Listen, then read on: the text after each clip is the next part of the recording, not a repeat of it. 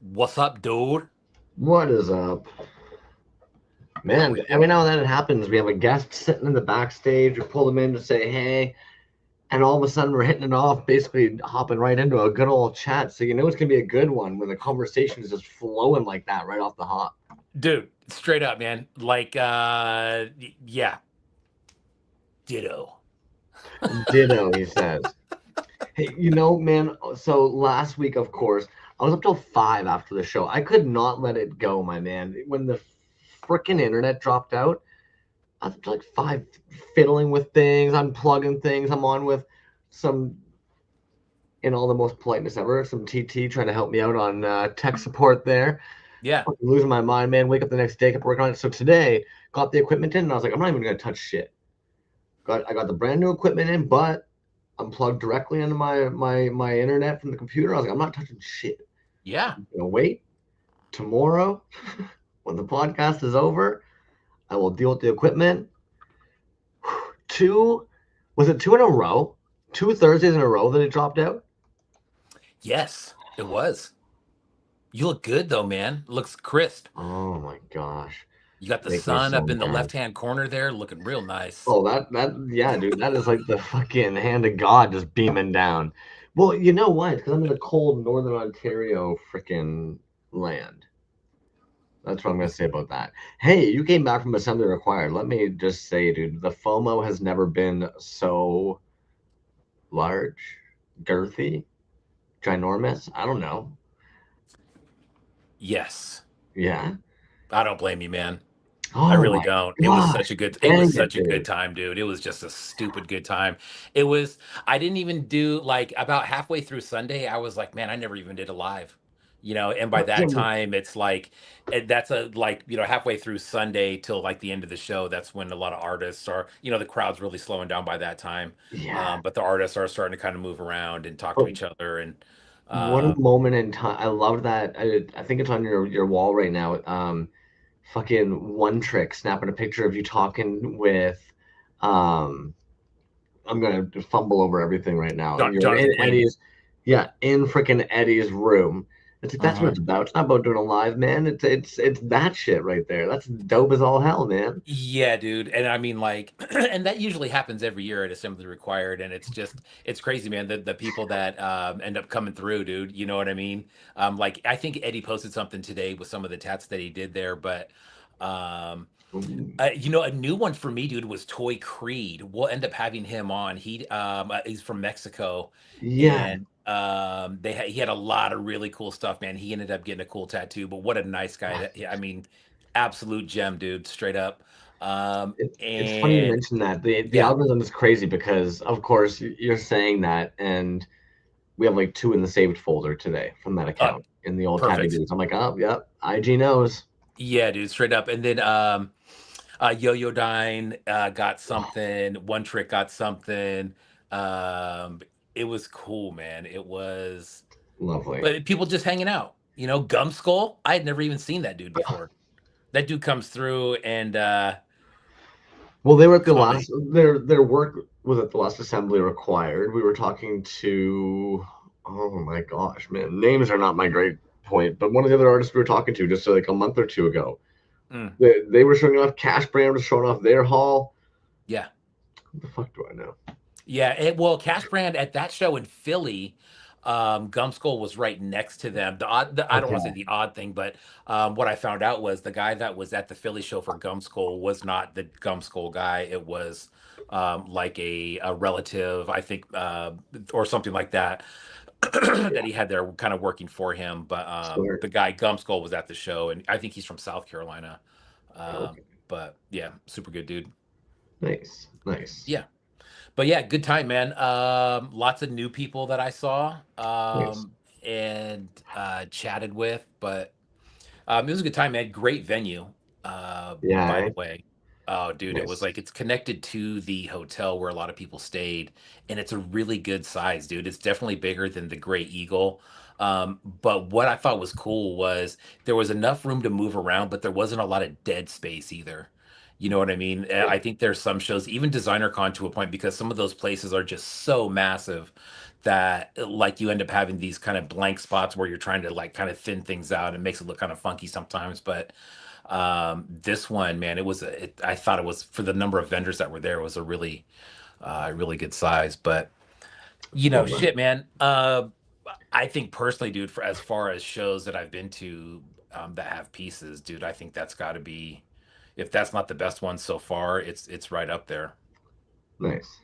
Yeah, Well, super glad to nice, hear dude. that, man. You want to That's say hi to cool. the homies over in the chat there, and We shall do yeah, that. Let me hop on that route. scroll back real quick. Micah, what is up, dude? Become scum. 8-bit Mike, what's going on? Abaddon, what's going on? Toys and Tits, what's up? Rude Panda, Tate Fiend, Eric, what's going on? Asinine, what's going on? Suki, we were just talking about designs. Headcase Toys, what's up, dude? Got to hang out with that guy multiple times in AR. He will be on the show after we get through this crazy March, probably. So sometime in April. Super good dude. We'll look at some of his stuff in the next few weeks. Zyma, what's going on? Hippopotamus, let's go. Jazz Wizzy, Gray Skull, Folklore, Slipshod, FKD again, Rhino Artist. What is up, everybody? Thanks for tuning in. Here's one thing, dude, that we'll talk about real quick. Today is February 11th. Today is the birth date of my great friend, Hurt Toys. Happy birthday, dude. I don't care if you didn't want me to say that or not. I said it anyways. So happy birthday, dude. Yes. Made it, man. Another trip around the sun.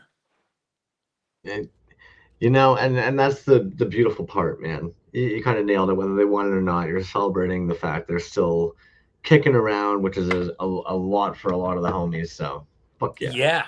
I went to his house yesterday, stopped by, saw him for a minute, and showed him some of the goods that I got from AR. So Mm. that's always a fun time.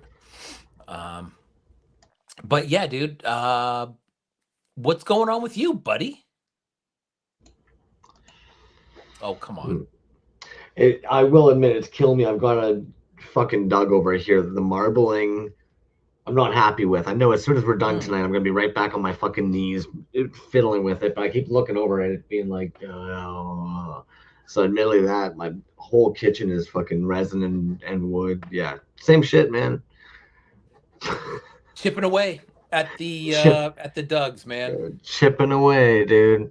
I mean, I'll admit, like they just take a lot. Yeah, and otherwise it's the same as everybody else, my dude. You know how she goes. What's new with you besides a big old bundle of toys? Well, for you, how about Cradle to the Grave on one of those Dugs, man? What's the time? Beginning to end. Oh, I don't know, man. We do this every time. Like nobody really can say it, but like easily over 100 hours. Has Yeah. to. Like the thing we forget about, like, or even I forget about wood sometimes too. It's like, it just drinks paint, man. It drinks paint. You're sitting there thinking to yourself, like, how many freaking base coats have I done on this thing, right? And then you've seen the marbling, and marbling paint it's fun because like you're kind of releasing some of like the pressures of actually trying to get like clean and stuff. But like vomiting droids will attest to it. There's still a certain level of like there's a way it should look. You're trying. It's no different than casting a fucking cast, man. Any of the homies will Mm. say it. Like you're going to marble something, even if you pick like the most beautiful blue, the most beautiful pink, you mix it in there, and you're like, oh, I should have waited longer. It's a little muddy. I should have put more pink. The blue kind of overpowered. Like the list kind of goes on where you're just not happy with it. Zymako said it actually in the chat last week, I think, or maybe the week before that. They were like, it's that battle for perfection, you know you just, and at the end of the day too, man, like I think Fred Brett said it actually, and it really really really stuck. He was like, homie, like we touch these pieces 100 times before they leave our house. Mm. If you get it and you see something like a sore thumb, I promise you we saw it before it went out. And I never want that. I doesn't like for me, like it doesn't matter how tired you are, it doesn't matter how sick you are of looking at it, it doesn't even matter if you're like annoyed something's not working. In my opinion, like you don't send it out if you're looking at it being like, it's good enough, right? Like Mm, that shouldn't be that shouldn't, in my opinion, that shouldn't be what you're bagging up. uh, that's a great opinion to have. Yeah, I would tend to agree with that, man. I think, yeah, for sure. I mean, Anyways, as a consumer, I would hope that that's what the artist is saying too, man. I hope that the artist isn't sending out stuff that they're just kind of, you know, the other, isn't it funny though, dude? On the flip side of that, right? Like, there's some stuff that I would look at an artist and I just go, "Fuck, man, that's sick," and the artist just like, "I hate it," and I'm like, "What's wrong with it?" And they're just like, yeah. "I hate it," and then they start naming stuff that, like, as a fan and a consumer and collector, I'm just like, "Damn, dude, I don't, well, whatever, it looks cool to me." I've paid for a So, mold eater, and like Heavy as Cold somebody who's Cuts, what's pulled, up? as somebody who's pulled resin, I think it's funny. I've paid for a mold eater before, and you have somebody looking Mm, at you being like, "What?" And you're like, "Yeah, yeah." When you get to that one, I know you don't know when it'll be, but I would like to put the money down that when that mold is destroyed and there's a fucking half pulled, uncured resin bastard in there, don't yeah, toss it. Like it's hard to say what's valued by what, right? yeah. Hey, Kramsky wants to know what this shirt is, man. We're gonna look at a piece from Gong Kong Studios, man, and this is a there you go. yeah, dude. I picked that up Oh, at AR, but that's their Scorn figure, which is actually the vinyl piece that we're gonna look at tonight. And guess what, Kramsky? Guess what shirt they used? I bet you know, man. I was talking about it just last week or the week before. What shirt did they use for this? It's the Gildan Hammer. The Gildan oh, Hammer. jeez.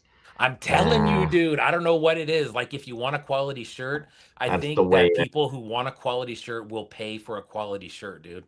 If you buy the Gildan Hammer, like, that's a quality fucking shirt, dude. It's like heavyweight. It's very, very nice. Everyone that I have is sick. Yeah. I don't know So, why, but looking at it, what was tripping me out is I'm looking at the guy and thinking to myself, okay, there's some kind of like a neckline here, but is that a cape? And I can see his little belly button, but his belly button looks like it's kind of showing through some kind of like spandex. So I can't tell, and I don't yeah, see his nipples, so I can't tell if he's got a shirt on. Does he not have a shirt on? These are what I think of. it's that guy. So we'll take a look at that later. But that glows, dude. It's super sick. Really, really cool piece. Ah, Glow Man Dan, his fucking Yeah, glowworm powder. Mm. Mm. yeah. I don't know if I've seen, there's something about that guy's powder, man. I find that might be some of the most pop. We should do a glow show one of these days. Yeah. Speaking of that, Barbarian Rage, there is actually a glow show, and I Oh, got that in his newsletter, dude. I don't know if there was an actual post about it, but it was in his newsletter, and I believe it's through Clutter Studios. It's a glow show, and I think it's featuring just his pieces, which are cut. It's coming up sometime soon. I saw it in the newsletter before we jumped on. So that Clutter show, like the Clutter store, hmm, has some real gems. If anybody's ever just kind of looking to just splurge and they're curious, there's some stuff chilling in there that I don't think people realize is in there, man. Because they hold on to a lot of stuff after those shows, and that store's got some real fucking beauties hiding. well, we might as well. This is a great segue. Nice job, dude. With nice segue into toy stores, right? I'll say one more thing about a toy store is I was talking to Ray Gun Wizard at Assembly Required, and we were talking about that store on the East Coast. Um, Outer Limits of New Brunswick, I think is what it is. And it was funny because that's where, like on Raygun Wizard's site, I believe he's out of the pink blank Raygun Wizard, or I'm sorry, Cubehead, and but they have it in that store, because he'd sent him some, and they just haven't gone through them yet. But which is cool, man. I mean, like, um, it'll be cool to talk to Scumpin and kind of start going through some of that stuff, man, because it's odd, dude. Where and it's the same thing at AR, dude. You go and you look at Raygun Wizard's table and you see Cube Head, and then you look on like three other artists' table and they have Cube Heads that they've painted, um, which is cool too because I like that figure. It's just a dope figure in general, but. Yeah, and he gets some nice paint apps. Mhm. What? And I'm sure we're gonna ask this in a second, anyways. And we're gonna talk about. But was Scum Pit Toys at AR? Did you guys No, already got a chance to talk? Okay, okay, okay, no, no. okay, okay. Fair. All right. Well If he then, was, I missed him, and I excellent. feel very stupid. But we'll just confirm that. I don't know how I would have missed him. Should we pull them in? Should we get this show on Yeah, the I road? thought that. Do you want to? Well, fuck. What do I know? What is up? There you Speaking of toys, you go. need to paint. Like yeah. Yes, yes. Dude, before we jump back into exactly where we left off, Yeah. who the hell are you? What are you doing in New Mexico? And let us know. Okay, so I'm Mikey Riggs. I own and operate Scum Pit Toys. We've been doing independent soft vinyl toys for about 15 years, I want to say at this point, maybe a little more. I just kind of started doing them on a whim. I was like working at like a GNC and like hated my fucking life and was like, I want to make toys. I don't want to sit here and sell creatine. Like I got to do better shit with my life. So I just kind of started making shit and I didn't stop and it just kind of kept going and kept getting more and more out of hand. And then I was like, well, I always wanted to open a store. So we just opened our first store location too. Nice, man. So this 15 years. Yeah, man. Sorry. Last thing.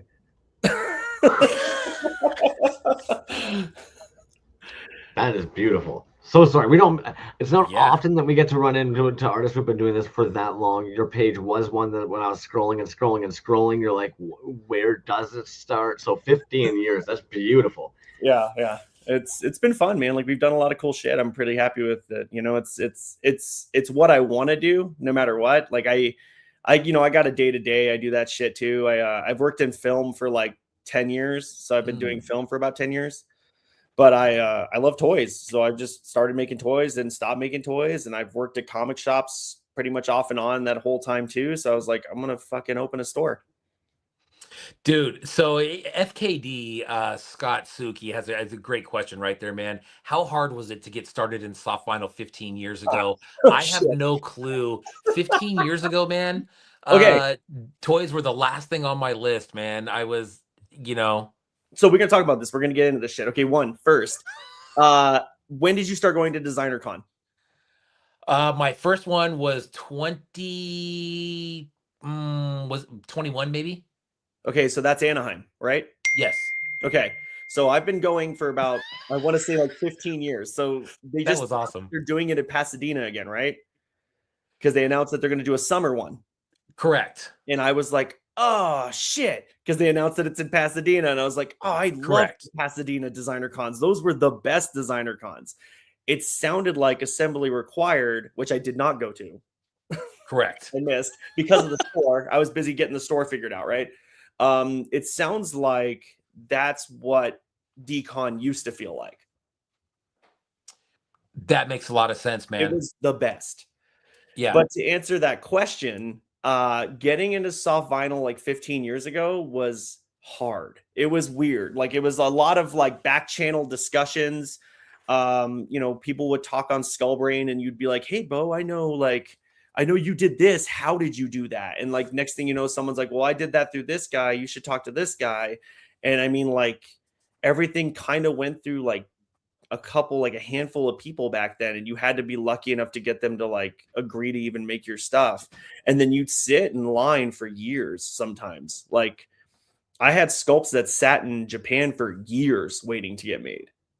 And I was just like, oh, did this finally happen? No shit. I totally forgot about it. Like it was crazy back then. It's crazy how much smoother all of it is now. Like you can just kind of make a soft vinyl figure, which is funny because like all the old heads will be like, oh man, when I had to do it, it was so difficult. And it's like, nah, fuck that, dude. If you're making toys, don't be salty about it. Just have fun with it. Now is it like that because there's more factories making it, or is there less people making vinyl? I definitely think there's more factories. I definitely think that there's been splinter offs in Japan, and obviously China's perfected it to a degree now where you can honestly put some Chinese vinyl next to Japanese vinyl and it's pretty damn close. So I think that helps a lot. I think that there's different avenues. I think that has definitely made it a lot easier for people to be like, I'm going to try this. And I love that. And I love seeing people just take the chance to make something, right? Because that's the whole point, is it's like, you should be passionate about the shit you make. Maybe not call it shit too. Whatever. That's fine. That's fine. Now, if I may as well, like at that time, you would have already sent off your design to Japan, get it made into a vinyl.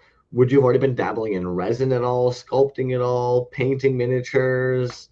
What's funny is I'm dumb and I did everything really, really backwards. And I just got this like wild notion that I should just make a toy, and I got fucking roasted for it. Like back in the day, Skullbrain was mean. And I'm like on the 8th page of the ugliest toys I've ever seen thread, which was fun. It was fun for me. Like, I kind of love it.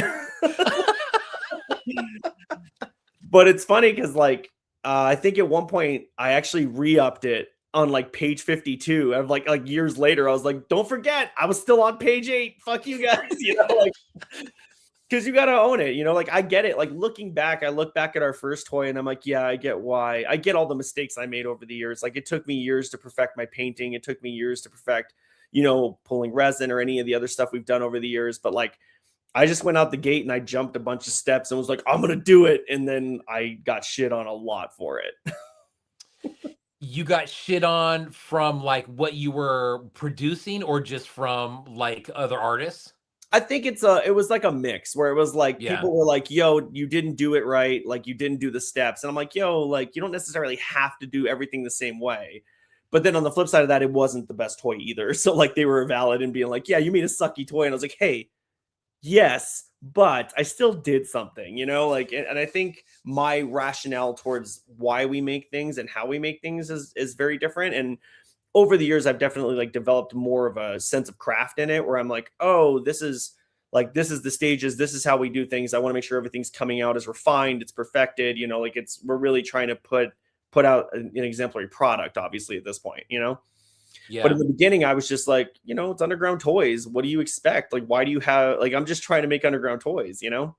Well, see, and that's kind of what I was gonna get at, man. And you're gonna enlighten me here, because I'm just gonna ask point blank, like when you were saying, when people were saying, you know, you're not doing it the right way, like I think, um, you know, we look at that today, and I think it's something that we don't really talk about on the show very much, but it's definitely out there because people talk about it. And, you know, I know people probably talk to Crumbs. People definitely talk to me. I think people talks about it as groups, as artists that have come in. And basically what you're saying is skipped all the steps. And I don't know what that means. What does that mean? So at the time, right? I think it's different. Like, I think at the time it was a lot of those dudes would make resin first. They'd cut their teeth making resin toys, and then they would start just snatching up other makers' figures and like painting other makers' figures and become like a customizer who also does resin pieces. And then eventually they'd be like, oh, I've kind of let people know that I'm taking this seriously. I'm, you know, honing my craft. And then they'd make like a soft vinyl toy.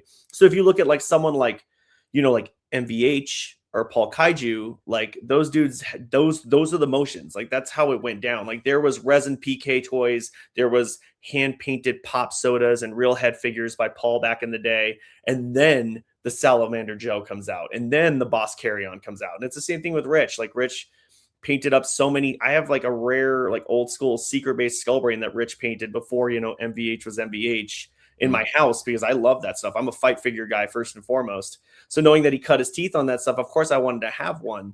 So I have one of those, but like, you know, and then eventually that led to the Sludge Demon and the Ollie and all that stuff. And then from there, it's like they, you know, and that's the thing is I was just like, oh, look, I made a toy. Yeah. And everybody was like, oh, look, you're an asshole. And I was like, all right, hey, fair, but, you know, like. So, you know, and I know that they've been doing it for a long time, but was the opportunity to skip all the steps, was that available back then and they just chose to do it a different way? No. Or is it easier now just to say, hey, I'm going to go make a vinyl toy and I'm going to get a factory, you know, my sculpt, It's way and easier now now. I have a vinyl toy? Way easier to skip all those steps now. And I think Yeah. for me, it was just kind of like a weird happenstance where I was just Yeah. in the community, right place, right time, talk to the right people, and it just kind of happened. And then I've told multiple people, like because we make toys for other people at this point, right? And I tell them, like, guys, I don't want you putting out your toy and painting and learning how to paint your toy on your toy. Like, I want you to learn how to paint and then paint your toy, because you're not even because like I'm sitting here scrutinizing you, but because I don't want others to scrutinize you. I want you to learn your craft, appreciate your craft, and then put yourself in a situation where there's less slings and arrows heading your way, Yeah. Gosh, man, I think that we could probably talk about this for, probably 3 episodes solid You about can hit what's me back right. whenever you want. I'm pretty available. I don't do a lot. The thing is, man, it's like I can absolutely appreciate a process, and that being a process, and that being kind of like a customary process, and a way to kind of work your way up into whatever it is that you're doing, whether it's a certain community or a certain discipline or whatever it is. But at the same time, man, I can also appreciate technology and more people wanting to get involved. And maybe resin is not their thing, man. Maybe vinyl's their thing. What's interesting is that sometimes we have other artists that are really good in another medium, and then they jump into vinyl, and it seems to be okay. You know what I mean? And it's like, Well, vinyl's interesting because I think people think that you can make anything in vinyl, right? Like, they're like, oh, I right. fucking came up with this chupacabra that's like fucking a snail, and I'm gonna make it in vinyl. And I'm like, no, dude, you're not gonna make that in vinyl because there's too much going on there. And the cool thing about vinyl toys is that there's simplicity. Like, the whole point of soft vinyl toys is that you're trying to make something complicated simple, because it has to be simple forms. It's, male female plug system. You can't sit here and be like, oh, like I get, and I don't ever tell anybody this, so this is a big deal. I get so shitty when I get a soft vinyl toy from someone and there's pieces that have to be glued on. And I'm just like, no, that goes against the form. The form is supposed to be soft and simple. If you're adding these parts on that have to be glued on, then you're not really using soft vinyl the way soft vinyl is supposed to be used. Like, I mean, like, I don't go out there and lambast people. I'm not going to shit talk anybody specific because that's rude. Like, I'm still happy someone made something. But there's been toys that I was like, there was a toy years ago. I went to San Diego Comic-Con. It was the toy I was going to Comic-Con for. I bought it. It had the ugliest fucking joint I've ever seen on a toy. And I immediately sold it to someone on the way back to the hotel. It was just like, hey, I got this thing. Not for me, dog. You need to take this from me because it's fucking pissing me off. And they were like, dude, I'm just stoked you got one. I'll take it. And I was like, sick, more power to you. eBay me, PayPal me. Let's make that magic happen, Oh man, instant regret, dude. Instant regret. And I love the dude who made it. I love that toy. I love the maker, but like, that toy was just no, absolutely not, So knowing now, like, it seems as though like, you have a pretty good understanding, obviously, of what a toy should be looking like. And you've seen enough of toys that are terrible. Do you find that's helped you personally execute your own ideas better? I mean, I think it's a mixture of me making terrible toys and me seeing terrible toys. Yeah. Like, there's things that I've made that I've been like, oh, you botched that hard, like, and like some stuff we made like once or twice, and then we didn't make it again because there was just like, and it's not for me. My major pitfall is I'll design something, the forms will be smooth, but then I'll get it in and I'll be like, oh, you're like a total bitch to paint, aren't you?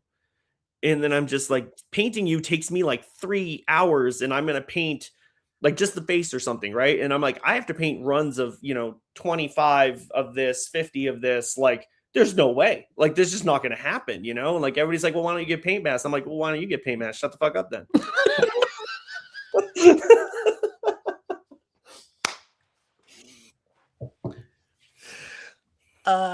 Shit. That's good, man. Should we talk about your store? You're selling toys, I guess. I love plugging shit, so we can. So you're selling toys, man. So let's get into this real quick. Yeah. So you're selling soft vinyl, you're selling indie toys. And this was an addition to, was this an addition to the comic store that was already open and going, or was it all kind of at the same time? So I told you, like, I work in film, right? Yeah. So I worked in film for years. I've been an art coordinator. I've been a costume coordinator. I do different shows. I started on Better Call Saul. That was actually the first show I ever worked on. Oh, shit. Yeah. So I've been done that for years. It's really fucking isolating because my job is all like data entry and numbers and like keeping budgets for the departments and stuff like that. Lame. And I mean, nah, that's a whole different direction. I won't go that far. So anyway, I do this job. It's kind of boring, right? Like glitz and glam of Hollywood, but whatever. And I went back to my old comic shop I used to work at, and I told the owner, I was like, hey man, like I just need like Saturdays. I need to talk to humans. Can I just come in on Saturdays and like talk about toys and shit? Like I miss it. He's like, yeah, sure. So I was there for like 2 weeks, and then he pulls me in the back and he's like, hey man, I'm really old. Can you just like buy the place? And I was just like, let me maybe. And I like, I went, and my wife was like, yeah, sure. And I was like, well, really? She's like, yeah, I mean, yeah. And I was like, cool. So like we figured it out. It was like a year planning it, right? So it took like a full year to make everything happen. We made the transition pretty smooth, but I knew, going into it, like I've spent years doing all this stuff. I have so many friends and so many people who do amazing stuff that I want to showcase.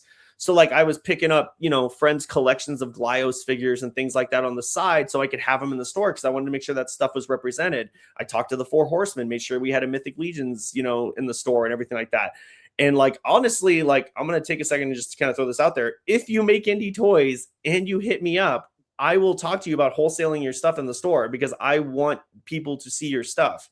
Like for me, it's not so much about profit margins and all that kind of stuff. It's about building this community and making it better and making it so that people can see things that they're not going to see because Instagram's a fucking throttled mess. And outside of that, like you make art because you want people to play with your toys. Like I always get mad when people are like, oh, what's it like being an artist? I'm like, no.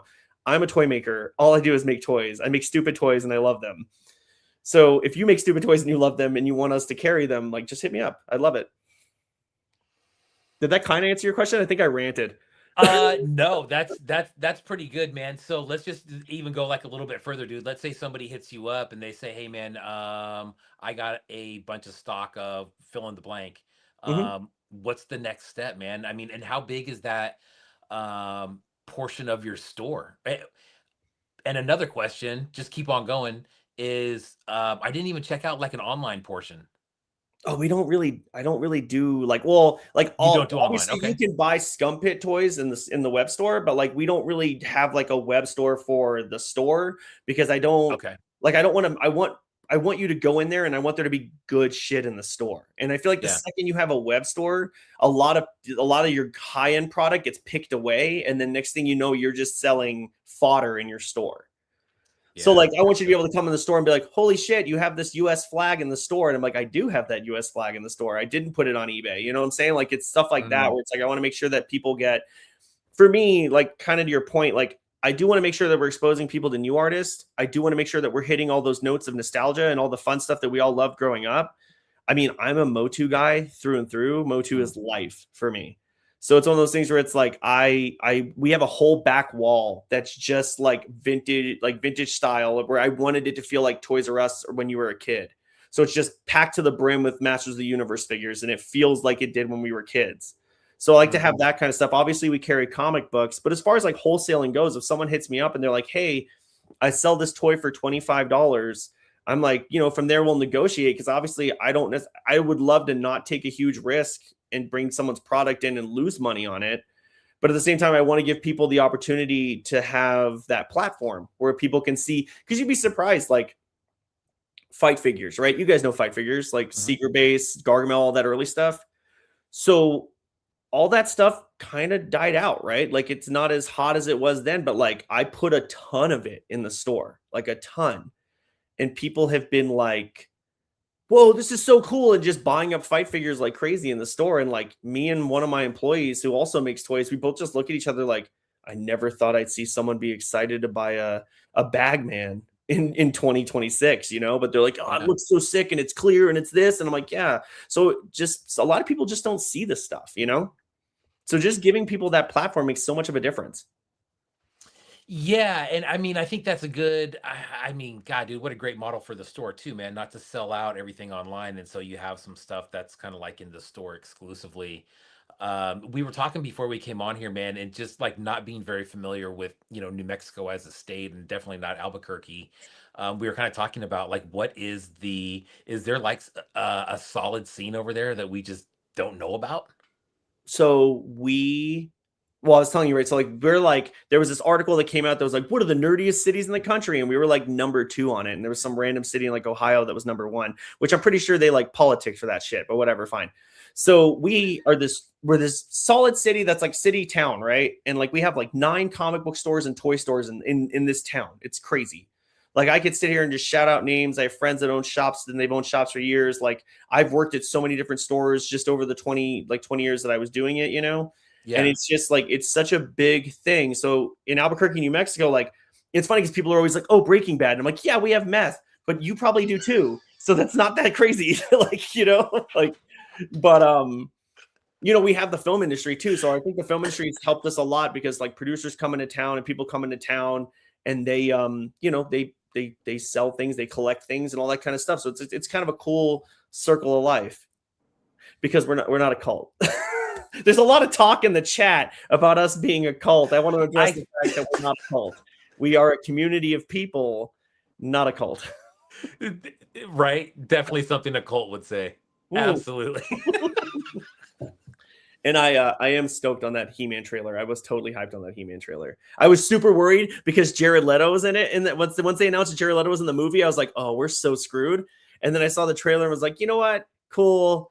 Like you got to make allowances. I'm not expecting a full-on filmation cartoon style movie, right? Like I know they're gonna have to change things. Like the fact that they called him, like his last name's Glenn on the marquee, and that's like, you know, that's Queen Marlena's last name because she's from Earth and everything. I was like, so they're sneaking stuff in. Like Vicor is the one holding the sword, and I was like, all right, cool. Like there's enough. Say your piece. I see you. Say your piece.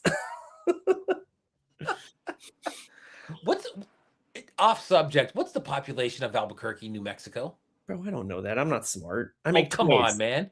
Ballpark it. I think it's like 500,000. Okay, that's pretty big. Yeah. Nice. I think the only reason I know that is because at one point someone told me that if we could get to a million, we could get an IKEA. And I was like, and I looked it up and I was like, oh, that's not going to happen. Because I was just like, I just wanted to be able to not drive 6 hours for a DTOF. That's pretty much where I was at, where I was like, oh, cool. But dude, the DTOF, God, I'm looking at 5 of them right now, dude. And with the problem that I have with the DTOF is that the squares, do you use them for display? Yeah. Sometimes it's hard to fill out how tall those are. With kind of smaller pieces, you have to get a lot of kind of risers or something like that. But the other thing is, dude, like, where is there a market for backers of those fucking DTOFs, man? So it's not clear. So you have like a backer for your display. Fucking cool ones. There's a guy I used to follow him on IG who like his whole thing was like you hit him up with what you wanted and he designed you like a backer for your DTOF. Also, you're talking about risers for DTOFs. This is how much of a fucking nerd I am. Hold on. I literally have you sitting on IKEA, like DTOF risers for my, I got these on Amazon for my fight figures. Bro, I have stacks of those things, dude. Yes. I have stacks of those. That is funny, man. Holy shit. Oh, God. Headcase said RIP DTOFs. I think I did hear something about that. Yeah, they're done. Not making them anymore. Really? Yeah. To the point that a buddy of mine, I was like rearranging my office, and a buddy of mine was like, "Hey, I like don't know what I'm doing with this DTOF." And I was like, "You need to bring it to my fucking house, homie, because I need to finish putting all the cultist figures in an archive, and I'm literally a DTOF short." I did the math, and he was just like, I mean, do you want to trade something for it? I was like, yeah, sure. I need that DTOF. Like, it's going to get like feast or famine out there now. And people are going to be trading DTOFs for like toys and shit. Dude, I'm down for that actually. So speaking of that, man, your collection, it sounds like the collection is heavy. Is that separate from the store, or do you kind of intermix the two a little bit? No, I'm really kind of die hard about like, I hate when I go into a toy store and I can't buy shit. Like I hate when you walk into a store and you're like, hey, how much is this? And they're like, oh, that's not for sale. That's just for us to show you that we have cool things. Kajaki Toys, we're talking to you, man. This guy shows up with a table full of goods that assembly required, and it says a not for sale sign on everything. I'm like, okay, bullshit. Hold on. And then he sold me something. So we have like 2 different toy shows. We have a Comic-Con, right? But we have these small local toy shows that happen like twice a year, right? I did one once, and I literally brought nothing but my collection. And I sat it on these tables and people walked in and they're like, oh, what's this crazy alien thing? It's so sick. How much is it? And I was like, it's not for sale. And they're like, what? And I was like, have you ever seen it before? And they're like, no. And I was like, that's why I brought it. And I was like, everything is here just so you understand that there's shit except for Pops and G.I. Joes. Put that shit aside for a second and look at all this really cool shit you've never seen before.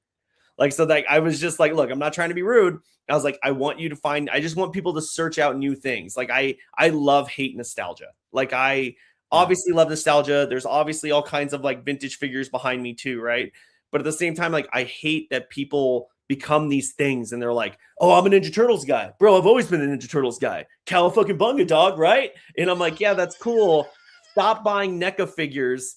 They're fucking you on the quality, dog. Stop buying these toys. You don't need 6 different color foot soldiers. Don't be a fucking mark, you know? And they're just like, no, bro, you gotta fucking pizza time, right? And I'm like, no, dude, like, buy what you love. Fucking bunga. But like, there's dudes out here who are making stuff that is the next evolution of what you love, and you're just ignoring it because you're like, I'm a Ninja Turtles guy. And that bums me out. I want everybody to like really take a step out and be like, what else is out there, right? So I'm gonna plug a project I haven't really told anybody about. So we do a toy line called Cultus. It's my favorite thing that we do. It's my passion project. Like Ryan's in the chat over here, Rhino Artist. He's actually the one who drew the comic book we have coming out next month. But we have been working on shrinking Cultus and bringing it back as like a Battle Beast style line. So it'll be 2-inch, 2 POA, and they'll come like double blister carded, and you'll be able to see the challenger, but you won't be able to see the opponent. The opponent will be blind boxed. And then that way it's like blacked out, see available. They'll come with, you know, probably an accessory each and maybe like a data card. And I want to do that because I want to do like, I want to be able to say like, yeah, we made some weird action figures, but at the same time, like it's nostalgia, but it's not nostalgia. You know, it's this opportunity for people to see that like you can love something and expand upon it and not just be like, oh, it's only this thing. It's only, you know, TMNT. It's only G.I. Joe. It's only Transformers. That's a whole other conversation. Like, I don't want to talk about Transformers collectors right now. So take me off topic, please. I have a lot of friends that are Transformers collectors. They're all like weird engineering dorks and I love them, but they like get real weird about engineering. And I'm like, guys, you need to relax. Like, so of course this is Cultus that you were referring to. Mm-hmm.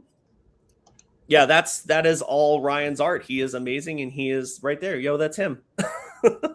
Yeah, some fantastic stuff, man. Absolutely. Yeah, he just finished the comic. He actually sent me the final pages today. So we're gonna get it all compiled together. We're doing leather-bound hardcovers, so they're like debossed on the front and they just say Cultus. Like my whole thing is for me, it's basically like my love letter to like 4 things, right? Like it's like I love He-Man, I love Battle Beasts, I love fight figures, and I love Doom and black metal. So I was just like, how do I mix all of this together? And I was like, all right, well, I'll start making a fight figure platform style toy. So we're talking like 4.25 inches, 3 points of articulation, right? So I start making fight figures. But then as far as the like tone of it, everybody had already done fight figures, right? We already had boxers, wrestlers, all the hand-to-hand combat shit had been covered. So for me, I was like, let's elevate this. And let's say it's not just a fight, it's a battle. So then I took it up to like, you know, and obviously like doom metal and black metal, like they lean so heavily into medieval and dark age style stuff. So I was like, well, we're going that way then. And then, I love He-Man and I love Battle Beast. So I was like, we'll do animals at first. And then we'll do like this dark fantasy tinge to it and kind of build out the lore. So all this is just happening over years. Like I've been doing this toy line for so long now, but I love it because it's just, that's what it's about. We even give mini comics with the figures. Like I treat it like Motu would treat it. And I try to make sure that it doesn't disrespect the collector because the value's there. Like I want people to appreciate what we're making because we appreciate them for picking it up, you know? Now, when you're saying you've been working on this for years now, this is 2021. Would this, like, this is part of the Cultus line as well? These would be some of the figures for it? They actually debuted in 2019. Jeez. Okay. Yeah. Fuck, man. Yeah. So out of curiosity, like how long yourself were you sitting on the actual like narrative of this, or have you and Ryan been kind of building it this last bit? So what's funny is like, remember how I told you that sometimes you send shit to Japan and it takes years to get made? I sent those toys to Japan and they sat in Japan for 3 years. I designed Cultist in 2016. And at one point, there was a very infamous situation with the guy who was funneling all of our sculpts, losing a lot of our sculpts. And I get the call and it's like, hey, man, I'm really sorry. Your sculpts are gone. And I was like, no, they're not. And he's just like, well, what do you mean? They're gone. They're not here anymore. And I was like, that's cool. I made resin copies. So you just got copies, dog. I'll send you another set. And then there's this long pause. And then he's just like, yeah, you should probably send them, bro. And I was like, cool, let's rush them through then. I guess that means there's not a line anymore, right? And he was just like, there's just another pause. And he's like, yeah, you're probably in a good spot now. And I was like, cool. So then they finally they still took like another year. That was 2 years in. And then they came out and the original 3 characters were Cobalt, who's a 4-eyed wolf, Alcest, who's a like blinded by his own greed, like he has this anointed candle. It's kind of a Baphomet representation. And then Fen, who is this like disease-ridden, like he uses like hexagonal magic, and like his whole thing is like the more you sin, the more powerful you become. So he's like covered in like herpes and boils and all this stuff. And like those were the original 3 characters. And then at one point, the 2 characters you just showed, the 2 purple guys, right? They were like wave 1.5. So we made Bolzer and we made Wada, and all these are named after black metal bands, by the way. So everything I'm naming, you can literally look them up on Spotify. I love plugging bands. I think that's cool as shit. So yeah, then we did Wada and Bolzer, and then we waited a while, and then I think 2 years ago we did an event called Blackest Dawn, and we launched an entire second wave of characters, and it was 10 characters. So there's a whole second group of characters. Total, we have 17 characters in the Cultist line. Plus, we made the playset. Wow. Playset's huge. It's rad. I fucking love it. That is cool. Do you have that, or did you post that at all? The playset? Yeah. Yeah, I think there's actually. Oh, there you go. Yeah. Is this one here that you how big it is, though. So. Oh, nice, that's fun. Mm-hmm. Yeah. So it looks. I wanted it to not just work for our figures. I wanted it to be something that you could use with other toy lines. So like Motu Origins is a great example. Like, you know how you can like split Motu Origins figures in half at the waist because they're modular? Right. Yeah, you can put like a He-Man in the middle, and he'll look like he's like trying to get out of the pit. Oh, that's then, like, dope, dude. So here's the thing too. We were talking about like simplicity and soft vinyl, right? So like sometimes you have to use the medium for you, not against you, right? So like obviously the pillars are all separate pieces. Yeah. But the cool thing is that like you see we've got this little jail right here. Yeah. The jail is actually just part of the vinyl, but I made sure that there's a separate piece so that you can take the lid off. But like when you look, the whole thing's just hollow. Yeah, of course. Yeah. It's great. But like even when I made this, the factory was like, "This is ridiculous. Are you sure you want to do this?" And I was like, "Yeah, I'm stupid. I want to do this." Like, I think it's rad. That's beautiful. Damn, man. So what's the deal with those, dude? So are you selling those? Yeah, we just did we like to do them by pre-order just because they're so huge, you know, and like I don't want to like sit here and paint like, you know, a ton of them and for no reason and then be like, oh, that was a waste of my time. So the next run we're doing is, so obviously, I mean, you can probably tell, but the first release is Grayskull. Dope. So we did Castle Grayskull Green. Dope. Yeah. So then the next release, we showed it off at Designer Con, is purple and it's Snake Mountain. Dope. Oh. And I try to keep affordability like really in place when I think of all this stuff, because I think that part of the problem that people have with soft vinyl is that as a hobby, it's very like consumer driven in terms of pricing. Mm-hmm. Where it's like, bro, did you not get that toy that was $500? What are you, a bitch? Like that kind of mentality. Oh my god! And I've always tried not to be that. Like I'm pretty much the black sheep of my own hobby, like my own scene, you know. Like, so with this, right? We did this, and it's huge. Like you saw it, it's big. So we did the playset. It comes with 2 figures. It comes with a mini figure. It comes with a severed head as an accessory. It comes with a sticker sheet and a comic book, and it's $300. Damn. Which for a small company is great, right? Like you think like if Mattel made this, they'd be able to charge like $100, and it would come with a figure though. Yeah. So for us, it was like we wanted to make sure that we put as much value in it as we possibly could. And then Ryan did the box art. When I sent all the boxes were screen printed. Like we had them all silk screen, just so like because Ryan was an absolute godsend, and he did box art for us. Nice. But now, I wanted it to are these feel like when you were a kid, you know, like I wanted it to feel like Yeah. opening a playset. That's why we did the sticker sheet. Yeah, that's dope, dude. So is it all pre-order? Yeah, when we put up the Snake Gotcha. Mountain, we'll put up the Snake Mountain one probably end of March, and it'll be pre-order. Okay. Yeah. Yeah, dude. Now that you go into like what's actually included with that, and then the painting, God, dude, that pre-order makes so much more sense now. Dude, you're right, dude. You don't want to put all that time into that and then just have them sitting there. I think the first release ended up being like 25 of them. Yeah. And then when you think about that, that's 25 play sets, that's 25 severed heads, that's 25 minifigures, that's 50 because you're doing 2 full-size characters. So that's 50 figures. Wow. Yeah. That's a lot of fucking work, dude. Yeah, it was intense, but it was fun. Like you get like in the rhythm of it, and then you're listening to the same album all the time because it's the only thing that gets you through it. Well, dude, and that's one thing that we've been talking about on the show recently. I feel like a lot is, I think that we're seeing more and more. And I saw somebody post something today, and I did see quite a few examples at Assembly Required of people that are doing play sets. And they're sick, dude. You know what I mean? It's like we already talked about the Detolf, and I think you can do a lot of different things with like glass displays and stuff. As far as like a figure being on, a pedestal or whatever you want to do. But when you add the play set, there's a lot of people, man, even if it's just like one figure that's on some sort of something, that's super sick too. The scale of that thing blew me away, dude. I had no idea that thing was that big. That's crazy. When we first made cultist figures, I promised myself that anytime we sold one-offs, they had to feel unique, right? They had to feel special. Like I wanted to add to the incentive of it being like, look, this is a one-off.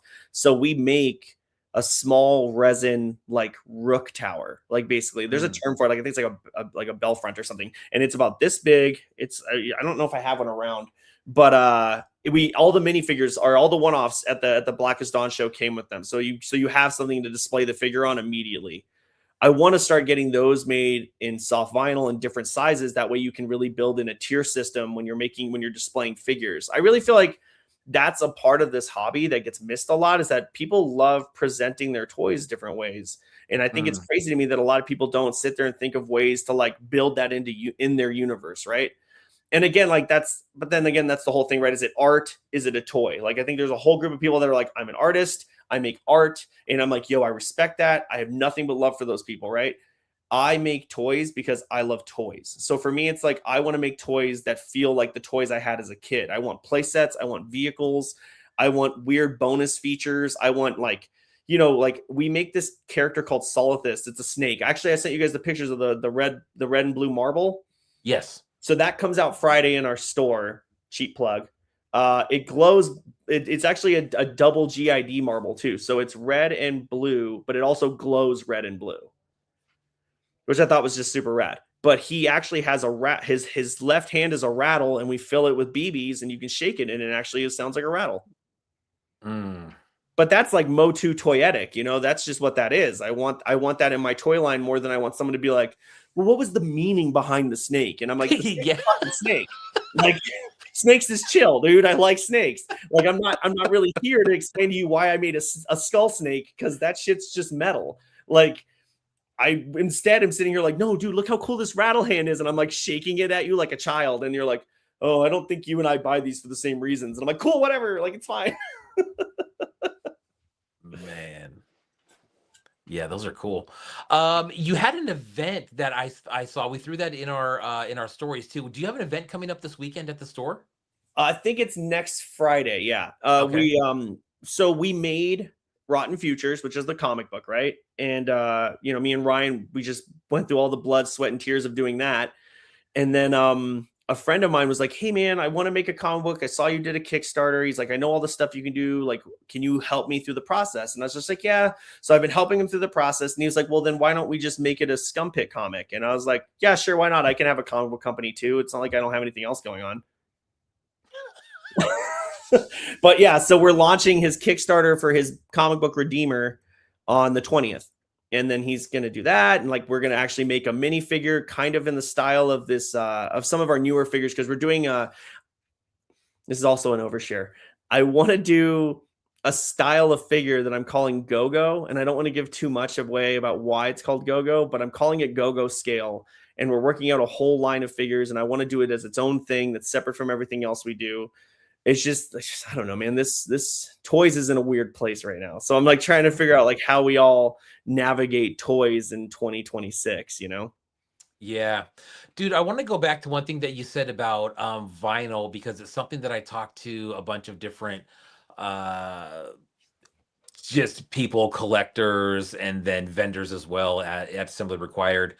And I was talking about, like, I don't know a whole lot about vinyl. I just started collecting vinyl, I'd say, within the last couple of years. And I still don't think I'm really a collector of vinyl. If I see something cool that I think is, in like a good price point, then I'll Like buy it. cultist? What's that? Like our cultist toys? Yes, exactly. That's exactly what I'm talking about. But and then we start talking about, like, the difference in collectors, and then we were talking about like people who really collect only that very high end vinyl. And then somebody had a very good point. They said, some of those people aren't necessarily collectors. A lot of those people are speculators as well. That are just buying to eventually, resell down the line. Hey, that's not fair. Some of those dudes are buying them to match their Supreme backpacks. Okay, like let those guys live. Okay, like some of those guys really want you to know that their super huge collection of dunks has a toy to match every pair of dunks. Like there's nothing wrong with that. Let evil live. I mean, let people live. No, I mean. Dude, I give people so much shit. I've been around so long, that like I've watched people come in and they're just like all bright-eyed and bushy-tailed on the scene, and they're like sitting there like, man, I can't wait to have this 2-point minifigure. It's so cool. And then I watch some like grizzled dude who's been there for 5 years come up to him and go, how is it cool if it only costs $30? And you're just like, what the fuck did he just say? And like I've watched people stand in line and they don't even know what they're standing in line for. Like, yeah. Soft vinyls. I don't want to get too real, and this shit's gonna come back to haunt me, but soft vinyl's awful. like it's such a good medium, and like it comes from such a place of love, and it comes from such a place of simplicity, and like Godzilla and Astro Mew and all these amazing toy lines and like all this stuff, and then like anything can be tainted, right? Like, because like greed and integrity are such like they're like this teeter-totter of like constant like what's gonna happen, and like none of this is on the makers, because that's the thing too, is like I love most of the makers, I love talking to all the makers. Like it's more that like you watch people start to form identity based around what they own, and it's like, no, like you're here because of community, not identity. Identity will be your downfall, community will be your savior. Like when you're here for community and you love something and someone knows you love it for the right reasons, and you're like, man, I missed that drop, who's going to hook you up? A homie.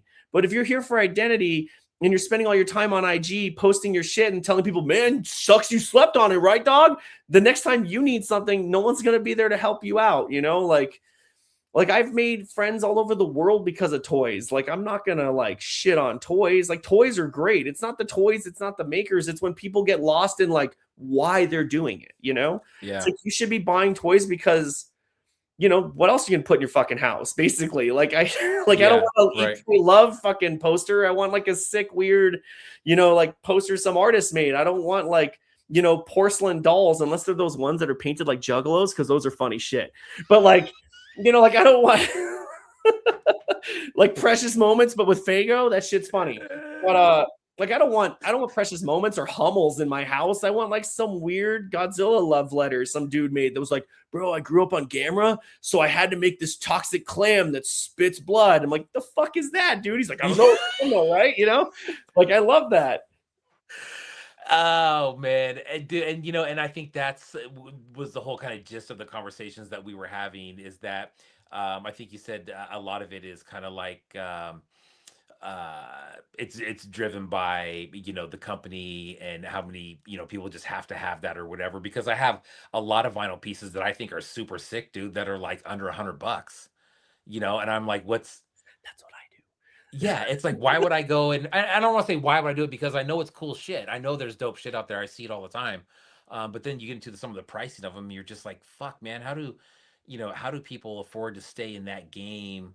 Um, I don't know at that price point. That's crazy. I mean, I know there's a market for it. There obviously is, or there wouldn't be one. But it's crazy, man.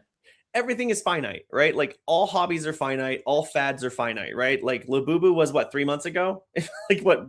That's over, that's done, right? And that's the thing is like people got into it and they were like, "Look, bro, like I've got 6 of these hanging from my ears. One of them's wearing a Fendi backpack. Are you not fucked up over this?" And I'm like, "No, why would I be fucked up over this? That's weird." But like, and then like later on, they're like, "Bro, that was a weird point in my life. I don't really, And I'm just like, that's the thing. So I constantly watch people buy shit and I'm like, why did you buy that? If it's not like, if you tell me you collect based on this or that, why did you buy this? And they're like, oh, it's like an investment. And I'm like, are you going to sell it in the next year? And they're like, no. And I'm like, then you're probably not. No, then it's probably not an investment. It's a flex that's not going to pay off. It's happened so many times. Like when I got into this hobby, Gargamel and Secret Base were already kind of over the hump. It had already reached its apex. And I was watching people sell me fight figures at like $50 a piece. And now it's to the point where, okay, I'll even give you a specific fucking example. There used to be this Secret Base skull brain that was called the Employee. And it was like this it's this clear colorway. It's part of this set that were called like the Secreters. Some called them Secreters, some called them Secretors, whatever. And it was the rarest one you could get. At one point at its pinnacle, it was a $300 skull brain. I bought one on YJA last year for $15. No way. Yes, because no one fucking cares anymore. Because nothing gold can stay. Like that's the whole point. Is it's like if you're doing it for that reason, you're doing it for the wrong reason, and you have to get out quick. You got to take the money and run. You got to be like a fucking Foghat song or some shit. I don't know. Like you got to move through and out. But like if you're sitting here and you're telling me like, oh, bro, I'm all in. This is going to be the investment of a lifetime, and I'm like, well, if you're not selling it now, then no, it's not. Like people are so weird because like as someone who's worked in comic book stores my whole life, I've watched all of these fads happen. I'll take it to comic books for you. Have you ever read Preacher? No. Preacher's an amazing comic book. It stands on its own. It's by the dude who did The Boys. It's before he did The Boys. Oh, okay. So such a good comic book, right? Like the #1 issue at its peak at one point went for like maybe $100 because everybody loved the book as it was coming out. Book dies off, book finishes. At one point, the book goes for like $30 for a #1, right? I found a #1 of Preacher at a local shop. It was $10. So I bought it because fuck yeah, it's Preacher #1. But I also knew that they were making that TV show on AMC. So I bought it. I had a buddy take it to a con, get it signed by Garth Ennis, CGC graded, 9.8, sold it to a dude for $1,000, didn't care. Because that guy is a fucking tourist and I'm a fucking lifer. And you know how many copies of Preacher #1 I can own right now? A ton, because it went right the fuck back down when that show sucked. Walking Dead #1, $300 book before the show. At the show's peak, it's like a $3,000 book graded. Now it's probably like a $500 book. And you're right though, they'll do this because what's funny is like, let's be real, Preacher. So if you're probably, if I had to guess, like maybe 5-10 years older than myself. Thanks. I'm sorry, but therefore, why the fuck was it cool again for me in the 2000s? If it was cool in the 90s, it's because it's a good book. It was already doing this, though. It'll always be cool to the right people. That's the thing is like 100%. Preacher's always going to be a good comic book. It's always going to be cool to the right people. It's the people who come in that are fucking tourists and they're like, oh, I'm here to make a million. I'm a genius. And then you play them for the fucking fiddles they are. And you go, no, bro, you are a genius. Here's this #1. It's going to be worth $1 million. And then the show tanks and that book's worth maybe $100 to that dude now. And I'm like, thanks for that $990 of profit, homie. I appreciate it. You know what I bought with it? Independent toys. Fuck you. Dude, you know what one of the biggest glaring examples of that recently is, and it's something that I think a lot of us, especially in this community here, just didn't fucking buy at all, is that NFT bullshit, dude. Oh my god, dude! I've seen so many examples of that stupid, like that cartoon monkey, and people are like, "Oh, I bought this shit for like $2 million, and now it's worth like fucking 87 cents." So at It's one point we were optioned by the company we make tiki mugs with, and they asked us to make Atomica Exotica NFTs. And I was like, yo, if the market's there, fine, whatever. You know, one of the buddies I work with can do some great design work. If he makes a mint off of it, good for him. Because I'm always just trying to. We have this sweet baby boy named Grizz who works with me. Everybody who knows me knows Grizz. And I will say that Grizz desperately needs money at all times, except for when he inherited a bunch of money and blew $100,000 on Pokemon cards. That is not a joke. He did that. It's fucked up. but, but anyway, he like, you know, that's why I did it. I was like, yo, Grizz can take a mint off of it. Fine, let's do it. He spent fucking hours working on these things, right? They were gorgeous. He worked his ass off. And by the time they were done, the market was done. And we turned them in, and our buddies are just like, yeah, guys, we can't really use these anymore. And I'd like watch something in him like die. And he was just like, why did I make all these silly little like witch doctors and headhunters and now nothing? And I was like, well, we can make them into prints. And he was just like, will we though? And I was like, probably not, buddy. I'm sorry. no. I'm just saying we could. We could. We've talked about it all the time. Still, I'm like, we could still make like, you know, that's the weird thing is like it auto generates, right? It creates all these different images from the same image. I'm like, we take the 10 best and make prints of them, make them one of ones. I don't know. I don't like leaving stuff on the cutting room floor. I feel like there's always a way to refine something and find where it belongs. Yeah. But at the same time, I'm like, you know, like that whole era was just, that's how you get fucking played, you know? It's like you try to be part of some fad. And I'm like, you know, like I don't know what to say except for like, don't play yourself, you know? It's just that simple. Yeah. What is it about this scene, at the vinyl scene, in your mind that makes this not a fad, man? It seems like, you know, when people are fans, I don't see a lot of people say, oh yeah, I used to collect vinyl, or I used to be into vinyl, but I'm not anymore. It seems like a lot of people that I know that are into vinyl have been into vinyl for a really long time, or the people that are just getting into it usually get in and go pretty hard right away, in my experience. To the homies I've lost along the way, let me say, because that's not entirely true. I've had a lot of homies that I've lost along the way. They got in, they got aggressive, and then they burnt out because paying $125 for a toy every once in a while, sure. Doing it like on a weekly basis, eventually you go, am I making good life choices? Is this something I need to be doing? Like, and then obviously, again, we're talking about like when I say $125 for a toy, I mean like Sofubi collecting in 2016. Sure. Like Sofubi collecting in 2026, you know, like you got some young upstart fuckface who's like, hey man, like I made this double Siamese like Krampus that wants to fuck your mom, and it's this crazy. I'm sorry, I love doing this. It's like my favorite thing to do. And he's just like, and it has like 16 points of articulation, and it's only 4 inches, but it costs $3,000, and I'm only making it once. And I'm just kind of like, I make 4-inch toys for $75 and they're hand painted. Full stop. And everybody, again, I'm like the black sheep in the hobby. I've been doing it for so long. Everybody tolerates me because I'm here.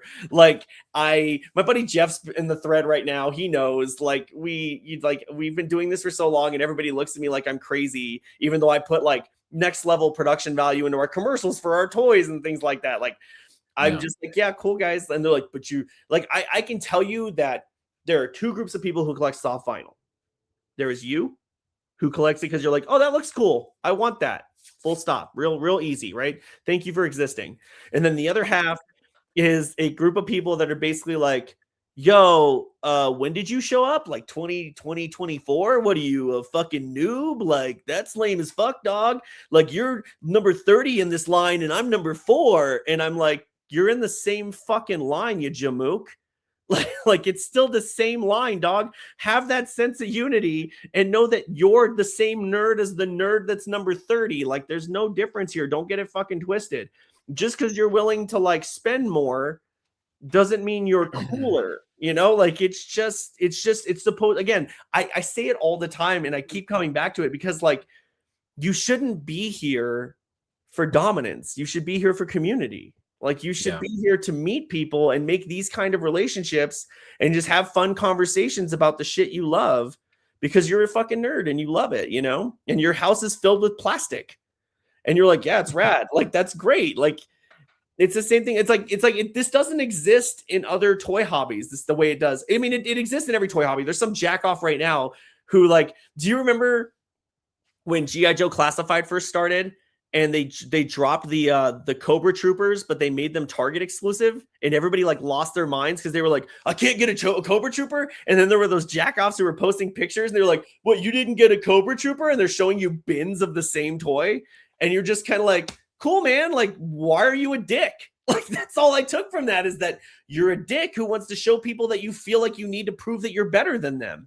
Yeah. To what end? And that's the thing is it's like that exists in every part of this hobby. That exists in comic book collectors. There's obviously CGC guys who are like, oh, you don't have a CGC like 6.0 Fantastic Four #1. And I'm like, no. And they're like, oh, well, is that just because you're some kind of fucking loser? And I'm like, what? Like, well, how did we get there? Like, that's so impressive. And then, you know, on the flip side of that, there's people who are just like, man, I buy every like facsimile edition because I just want to have the comic. And you're like, yeah, that's right. Just buy the reprint. Who cares? You know? Right.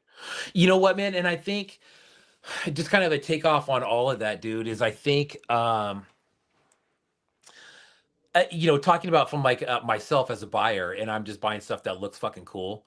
And I think there's a lot of people that like, you know, say like you're walking through Designer Con, right? And I think the example that people were talking about at the time was Toys on Tap because they had the Chum, which was, you know, the little shark vinyl. Yeah.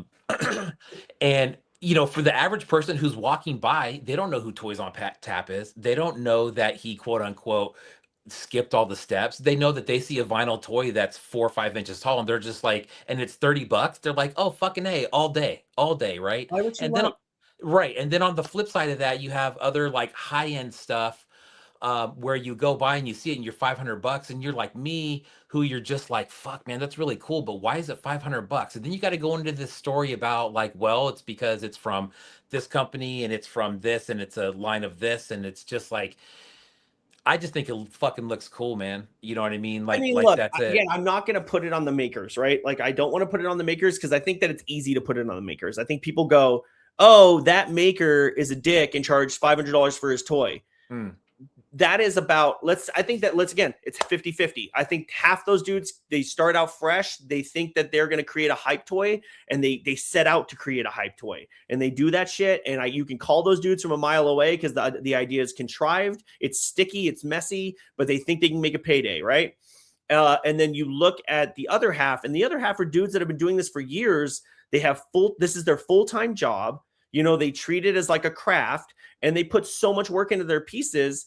And on top of that, their collector base is the problem because their collector base has like coveted and bullied and gatekeeped people away to the point where it's like trying to get one of those pieces feels like a chore and they're doing everything they can. So then the maker's like, look, the only way I can keep this going is if I like raise the prices to keep the esteem. It's like you get caught in this weird like cycle and you have to keep living in the cycle. And I just refute the cycle. I don't care how many people buy the next toy I make. It could be 15, it could be 50, it could be 1,500. I don't give a shit.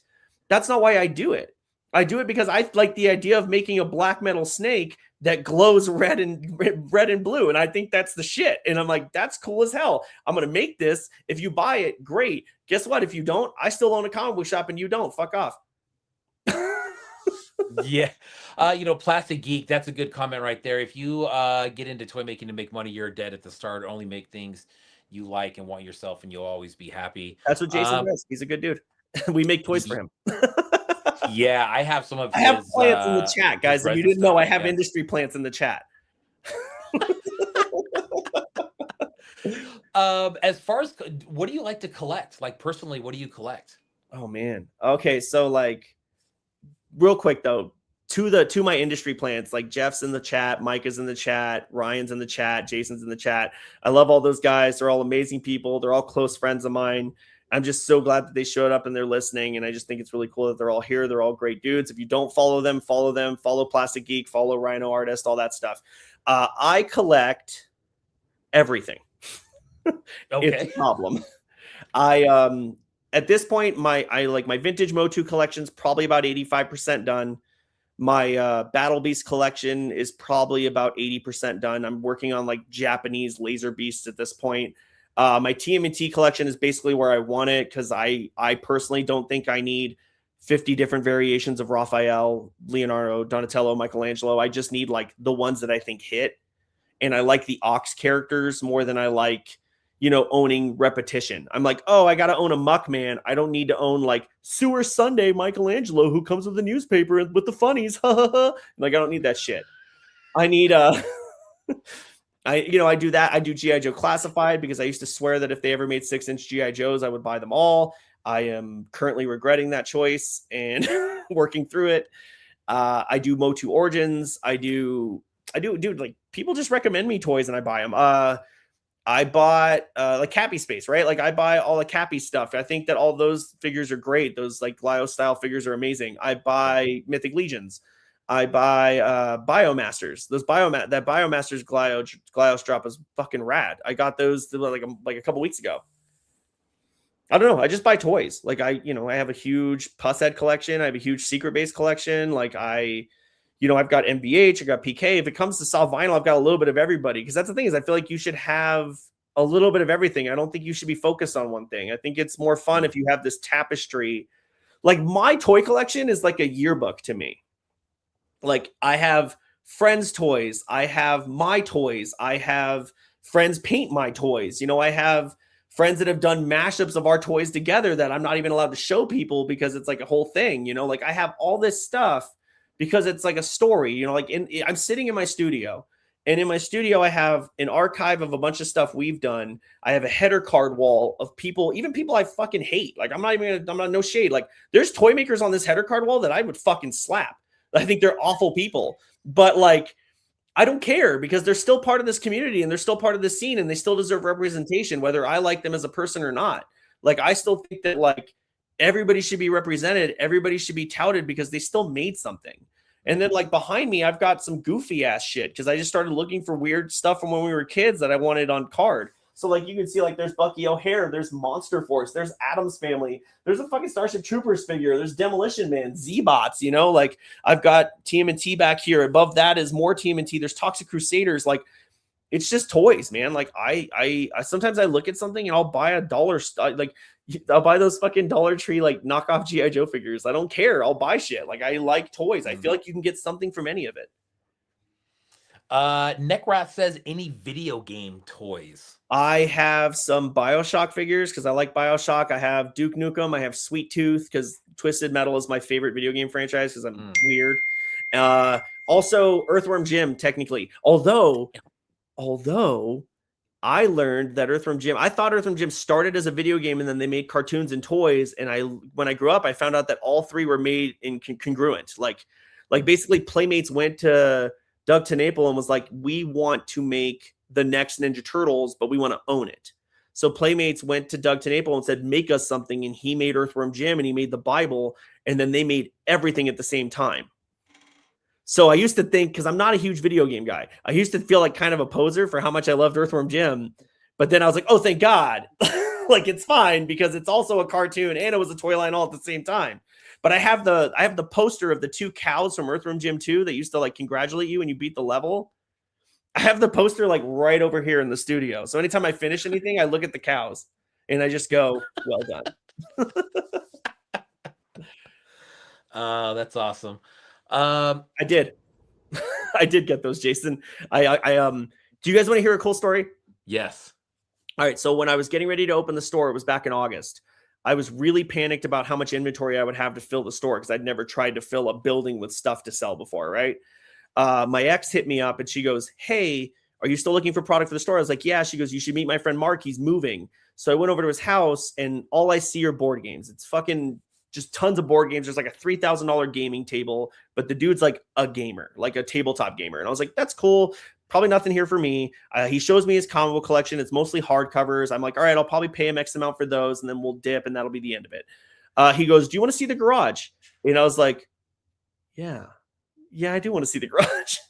So he takes me to his garage. It was a 1-car garage. There's no car in it. There's no space for a car in it.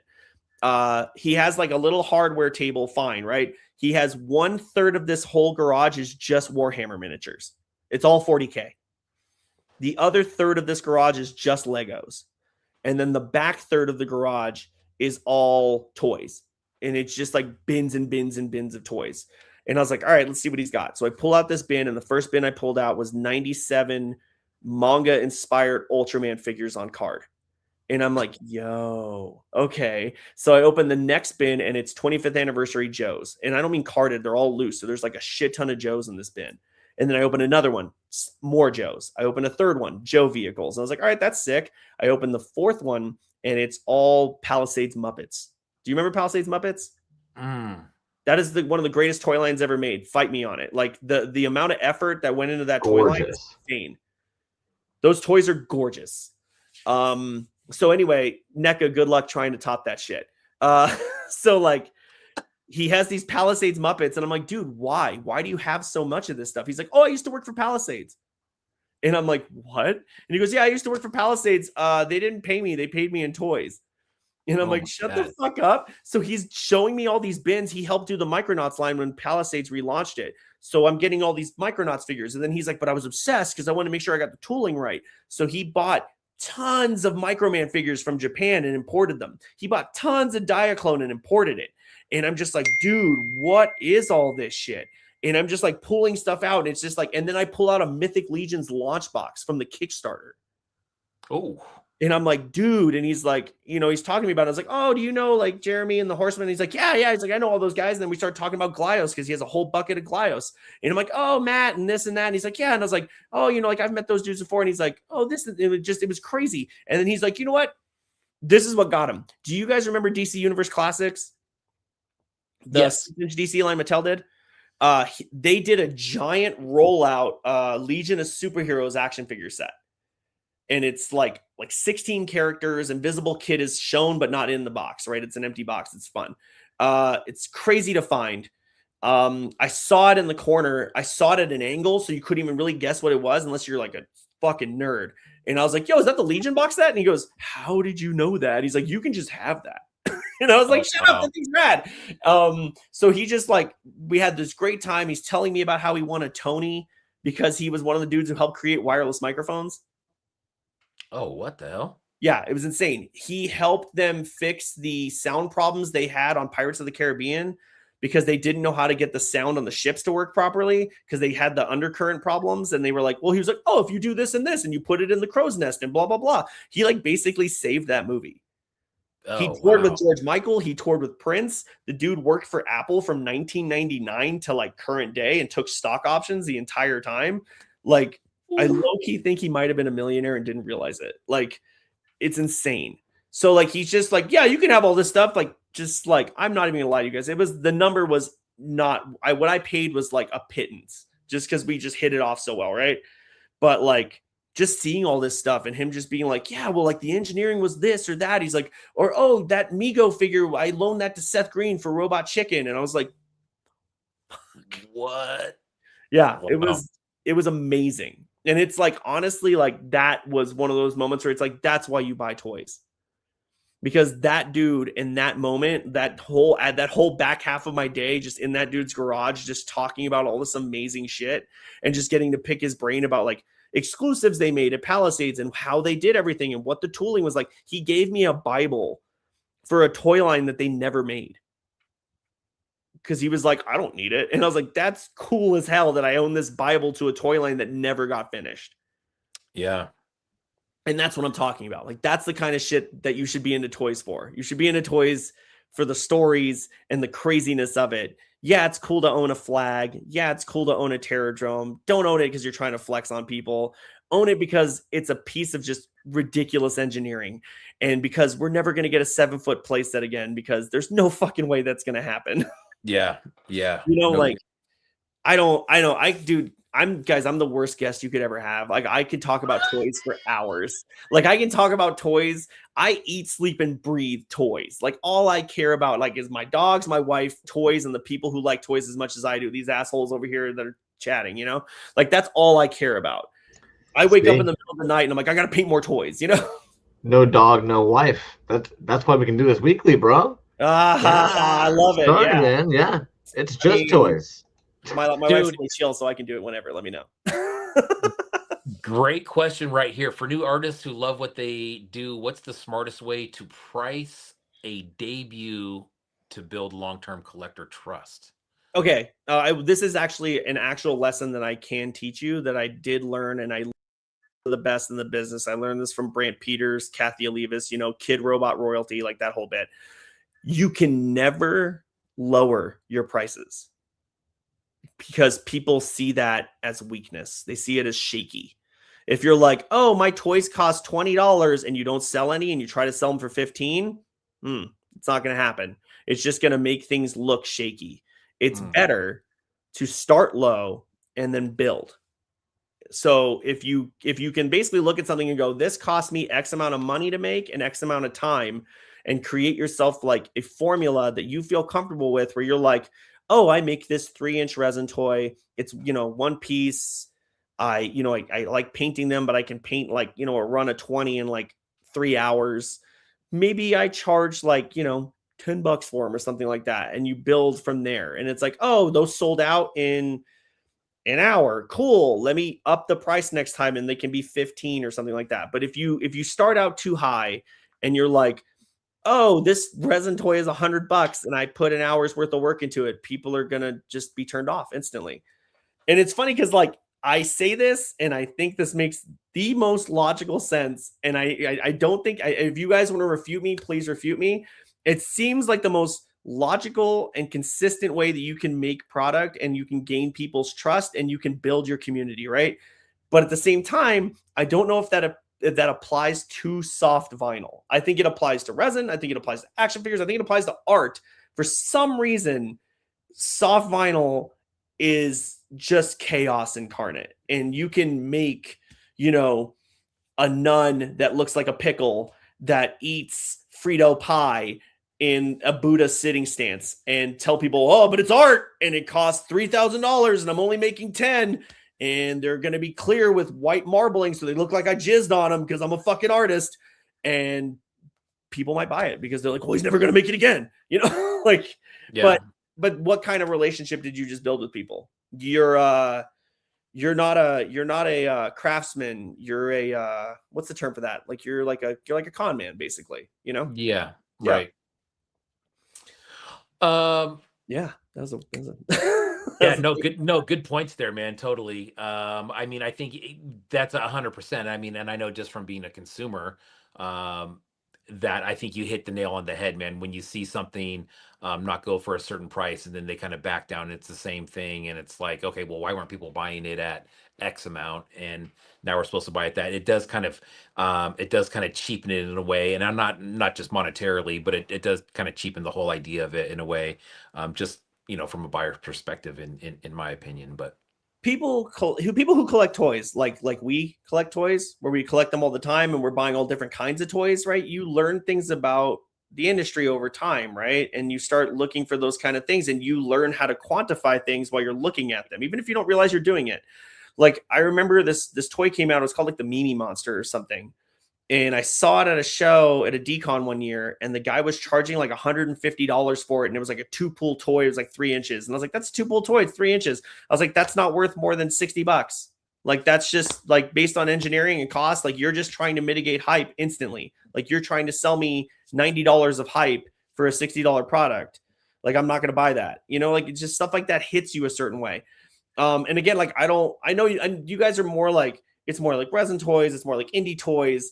But it's always so easy to quantify things to things that everybody understands. So, like, I'm just going to throw this out there. Everybody who didn't buy that Ghost Rider HasLab a couple years ago is a fucking moron.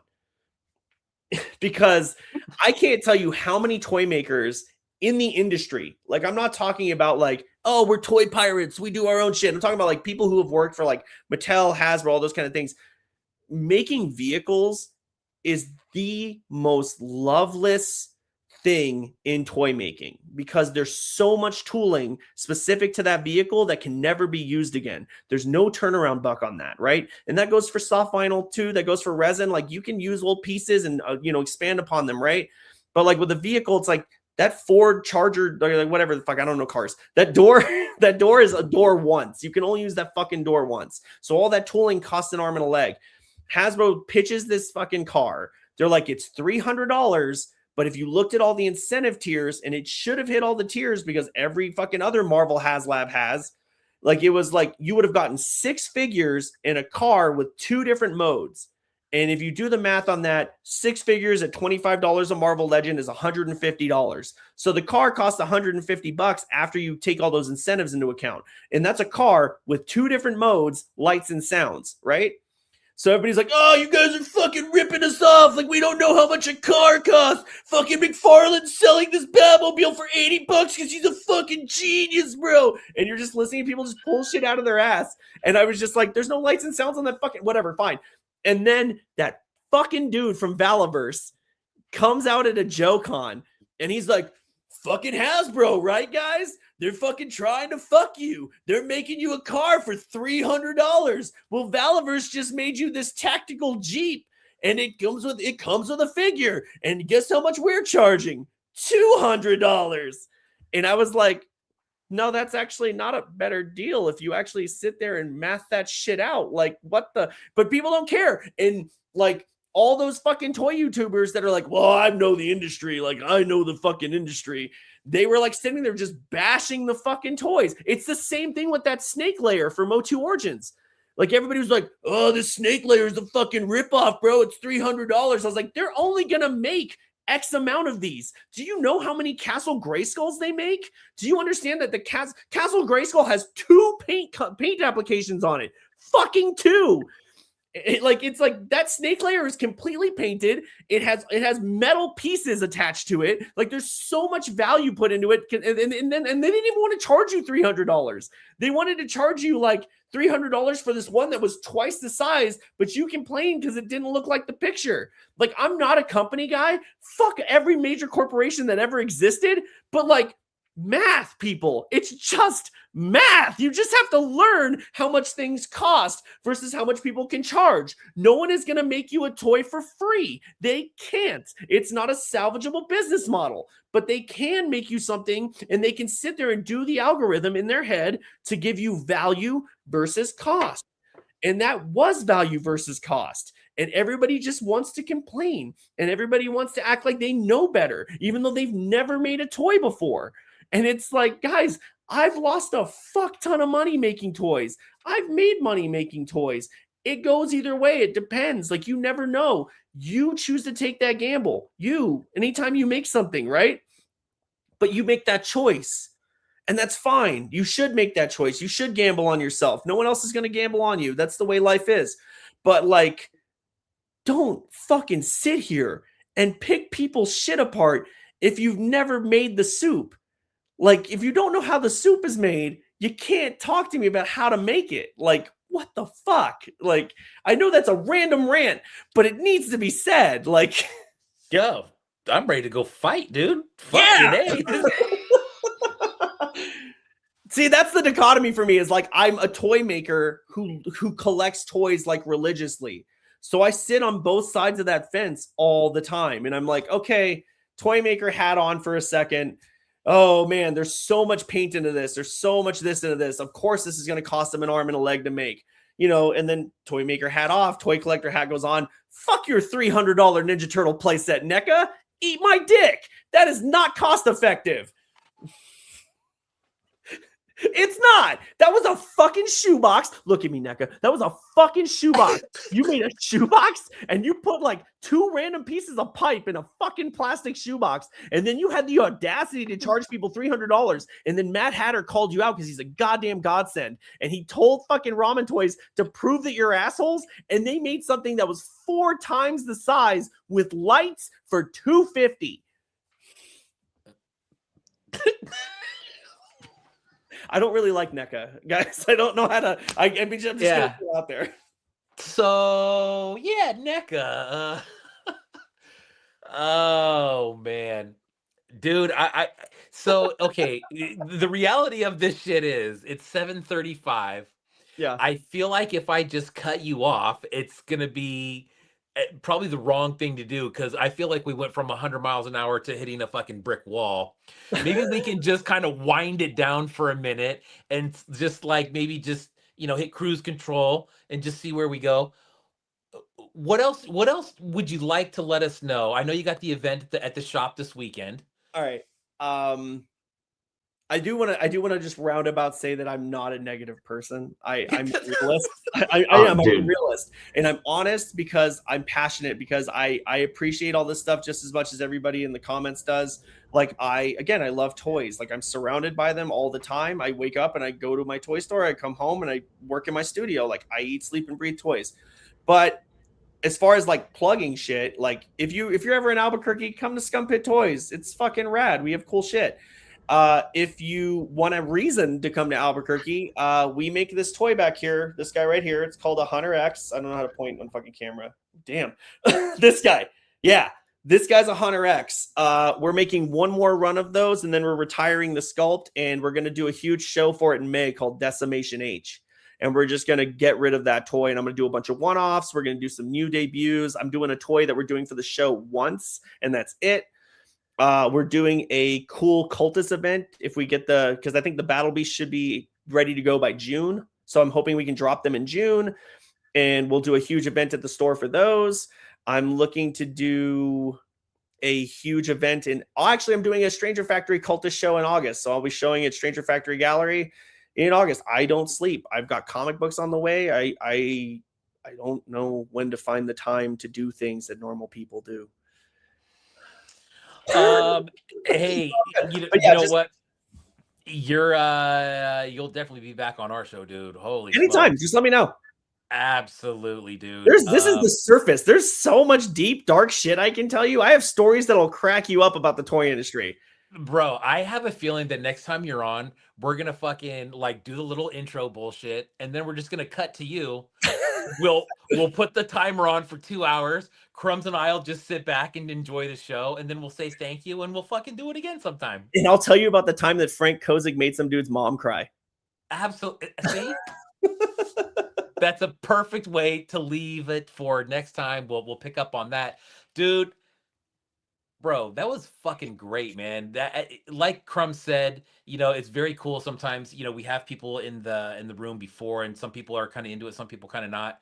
I think we all hit it off right away, man. You're a fucking gem, dude. You said some stuff that I think a lot of people, as buyers and collectors, is stuff that we think about and just kind of deal with, all the time. And it's very fucking refreshing to see somebody be so outspoken about it, dude. It really fucking is, man. Crumbs, next time you got to talk to me more, baby. Yeah, I think one of the hardest parts was you've said a lot of things that I myself have definitely sat here and definitely gone and escalated and all. You're like sitting there with like silicone and resin, like half crying, and you're like, "But why do we do it, bro?" And I'm thinking the same shit. I'm fucking in another. You're in Ontario, right? Yeah. Yeah, I'm in another fucking country, dude. Like crying over fucking spilled vinyl. Like I'm right here with you, dude. Like everybody has this shit. This hobby is super isolationist because you spend a lot of time by yourself and you don't know what people are saying and you get in your head. Don't just make shit and just enjoy the positivity of making toys. Because when it's all said and done, that's what it is. You're making toys. How fucking cool is that? Or you're collecting toys and you're displaying toys. How fucking cool is that? But guys, I'm gonna need some Scum Pit figures in those backgrounds next. I feel like that's a must. Bro, you absolutely top of my list, bro. No fucking doubt, man. I would be absolutely honored to carry some of your shit. Yeah, dude. Dope. Thank you again for being on, man. That was excellent. Thank you. We'll be in touch, and you will absolutely be on again multiple times this year. So get ready, buddy. Oh, dude, whenever. Like I don't have a job right now. It's really crazy. Like the film industry is a mess. Perfect. Yeah, it's great. Fucking perfect. Right on, man. Dude. Yeah, What a fucking gem. man. What a fucking gem, dude. my buddy Shane and I have talked about this. They're probably one of the few I know, and so it was funny to me that Scum felt the need to be like, I'm not actually like angry. You know, I love toys because sometimes you get all worked up, you're all jimmied up because you're just fucking passionate about something. You're excited about something, and for Yeah. some people, they definitely think of it as kind of like, whoa. It's like, nah, I don't give a fuck. Like, I'm not actually pissed. I'm not like gonna punch something out. It's like you're fucking jimmied, man. It's something that you really care a lot about. And Yeah. honestly, 15 fucking years of your life, man. Yeah. And you know what I really fucking like about people who are so passionate about that, dude, is that usually they're very passionate about it because they're very knowledgeable about what they're talking about. You know what I mean? Yeah, Good, bad, or indifferent. You know, it's he's got a lot of uh I don't think skill's the right word, dude. I think it is when you're creating stuff, right? But right. a lot of other stuff with like collecting the ins and outs of lines and production and stuff like that. And fucking a bro, like as much indie toy stuff that I have Motu stuff too. I'm a Motu guy too, man. And the origin stuff, me and Hurt Toys, dude, we have fucking conversations about that all the time about Right. you know the production and what's available and what it looks like afterwards and what it looked like to the previous line and is there going to be another line and fucking here we go again with buying everything over again and it's just we don't have a lot of people on the show, dude, that can really speak that heavily and in depth and articulate it in a way that he Damn. did, Yeah. dude. That was fucking great. Well, and humble, very good, like introspection. Is that the right introspection? Yeah, yeah. Introspective? I don't know. But like for them to even understand the fact, because and we've even talked about this, man. And something I've talked to Mecha Ducky a lot about as well. Like, um, it- when you're coming out in vinyl, a bad toy, right? Like we've talked about it before. Like, was it compatible with your homies? Can you do head swaps with them? Are you going to be able to actually do collaborations? Is it something that is in like the style of something you'd see being made in soft vinyl normally? Like all these different elements on top of the have you put in your dues? Have you Right, paid your dues? Have you been collecting right, from people? Have you? So it is kind of sick that even him, you can be like, yeah, it didn't do it right, but meh, you know.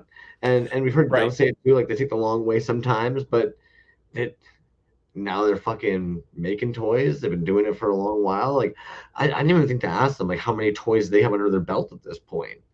Because you Right. get like you go through the page, man, and there's just so much. Sorry. Yeah. There really is, dude. There's so much, man. And he had a really good like you said, dude, that whole, did you do it the right way, dude? Like I've never really known what people meant when they're talking about that or why people are upset. I After his explanation, I understand. I'm not saying I agree with it. I'm just Yeah. saying I understand what they're talking about. But what the funny thing is, dude, like at the end of the day, man, like I think everybody would love to sell more stuff, right? And they would love to say that like and I don't know, man, I'd have to probably do a poll of everybody and say, now, would you like to have your stuff bought by people only in the community who know who you are and know what you went through to make this, or would you like to get outside that and appeal to people who are just Yeah. walking by your table and go, I like that, that's fucking cool, I want to buy it, I don't give a fuck what your Yeah. story is or how long it took you to make this or what your process was, you're selling that for 30 bucks, I want to Yeah. fucking buy that. Like, what's the goal there, dude? Because if that's the goal of just selling what it is, then what the fuck is wrong with what he's doing? Oh, There's nothing wrong with it, right? But there's so many people out there who are like, well, he jumped the process. Well, maybe his end goal was not to have this long line of lineage and like starting from resin and moving into this and moving into that, which is fucking great, dude. I love that. I love those stories just as much as the entrepreneur who jumps in and wants to make yeah. something on their own. Now, he had some really good examples of people that do that and do it the wrong fucking way. I think Yeah. guys like Abe are doing it the right fucking way, man, where he gets in, he's got a toy, and it's very affordable. It's very And appealing to a lot of people. You can do a lot of stuff with it. But somebody who jumps in and has a toy that's fucking like outrageously expensive, whether it's resin or vinyl, fucking A, man, now you're really limiting that market. And it just seems like in the vinyl market, that is a lot more accepted. And, with that pedigree there, right? If you've moved up and done it the right way, then you've kind of cemented yourself into this market of really high end Safubi, which and is or vinyl, which is great, dude. Which Abe, is great. I just have to like only because I think Toys on Tap Abe, like realistically, like they've taken a long way and paid their dues. Like if you consider how long Toys on Tap has been a thing, how many hours that dude has spent interviewing other artists, learning some of the ins and outs, learning about how other people are doing things, on top of a but like they have done their point of like the resin casting and all that jazz. And then even on top of that, they're kind of moving now in a way that a lot of vinyl dudes do. Like if you look at like Creature Bazaar and stuff, right? Mm-hmm. A group of folks. Mm-hmm. Right, and I mean, and who's to say, bro? Like, let's say that you do and Damn. you follow that recipe, right? Wow, holy shit, dude. Awesome. Plastic Geek's fucking awesome, man. I have some pieces from Plastic Geek. They're very fucking cool. Go and buy some. But there is this uh fuck, what was I saying? Lost it. Oh, so like, say that you do that recipe of starting with resin and stuff. What's the acceptable timeline on that? Do I have to do it for 1 year? Do I have to do it for 16 years?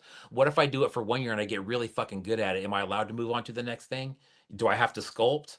Like, what can I get other people involved? It's just, Well, they mentioned tooling a lot tonight. We heard the word tooling a lot, and I would say that's one of the few benefits. We've talked when you meet somebody who loves sculpting, who has never made a mold before, you learn pretty quick, and they'll learn pretty quick usually that, oh shit, this isn't going to cast.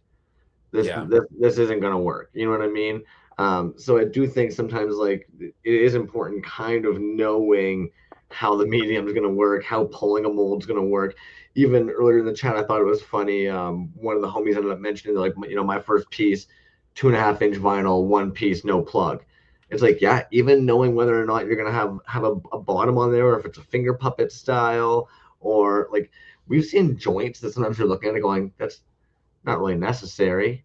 You know what I mean? Like all good and well and fun and good on you, but like there's definitely times that you're looking at the way somebody like decided to joint something, just kind of thinking like, okay, yeah, sure. And then there's times that we've even seen the homies be like, "Oh yeah, I had to rework, I had to retool something because I was told from the factory like this just isn't gonna pull, dude. Cool idea, cool concept, but you're gonna have to simplify this because otherwise, like, it's just not gonna happen." So I don't yeah. know, man. I think that's where some of the learning curve comes in. But also, we're in that period.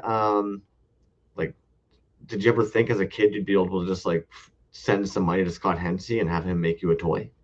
Well, see, and here that bro, that's so funny that you say that because then I was gonna say we could talk about vinyl and we will have this conversation at some point with another vinyl maker, but um, where does that come into play and how accepted is that where there's people out there who I wouldn't consider very much an artist, maybe they're have some ideas and they're part of a toy production team or they're a toy producer more like where they're not actually doing any of the work where they're basically pulling in someone to do cards, pulling in someone to do the vinyl pulling in someone to do the sculpting. Where does that land? What do my credentials have to be for that? Well, and again, dude, like, and I don't mean to be a douche in any way, shape, or form, but let's say you had an idea for a toy, right? You're like, crumbs, bro. I've got this sculpt. I've already sculpted up. I'm going to send it over to you, and I want you to get it ready for a vinyl toy. Now I get this thing, and I might be looking at your articulation, going, "The fuck is this? I need to put a joint on this. I have no way of jointing this because now I've got to build this whole other like funnel sprue thing going to it, like." And then on top of that, I'm now cutting up your wax sculpt, trying to right because it should be in wax. So it's like Fair. Yeah. I do understand, man. There's elements. We could go all day. If we're going to talk about this, we should have Yeah. had him fucking stick around. Show Yeah. us the toys you have there, and then we'll kick these Bro, yahoos the hell out of here this I evening. know I was gonna say, man, I got to get through some of this stuff. We're gonna go through it kind of quick, but all this stuff right here came from Assembly Required this year in Asheville, North Carolina. We will get right to it, man. I bought these personally from all these artists. All these artists are fucking fantastic. We'll put their names up here in a second, or just make sure that you follow them. I know that's in the post too when we put. When we posted for the show. So first one is going to be Gong Kong Studios, which is this shirt that we talked about uh, when Scum Pit was on. This is the figure that I got. This is a vinyl piece, Scorn, Skorn is this figure. This is a glow in the dark right here. The glow on this thing is just super sick, man. I just barely touch this thing right now, and check that out. That is super super sick, dude. Really nice header card, nice thick stock on that. Bam, nice artwork, stickers.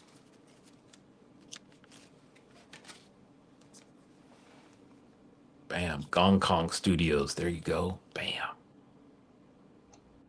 It's always Nice job, impressive when dude. the every now and then. It's always impressive when it's fucking light in the room. You hit it with it, and it actually starts to glow. Yeah, dude. That's Like, check. always simple minds, man. It's like instant. Ain't that just filthy, dude? So good. Gong Kong Studios on that one. Next, how about some resin, man? Space Bunk toys, dude. I would say, 3.75 resin figures. Man, I got a fucking weak spot for that, dude. I see a table full of these. This I mean, this table was just packed with figures, not only on the table itself, but then they had a couple risers with pegs on them that also had figures on them. I mean, these things were priced to sell, dude. This is stupid pricing for a 3.75 hand painted figure, articulated $20, dude. Get out of town. Space Punk toys all day. I got a real nice collection of Space Punk stuff. Here's a globe of Fett. Look at that blue and clear, or blue and kind of glow. That one is super sick. You Even some know, paint details.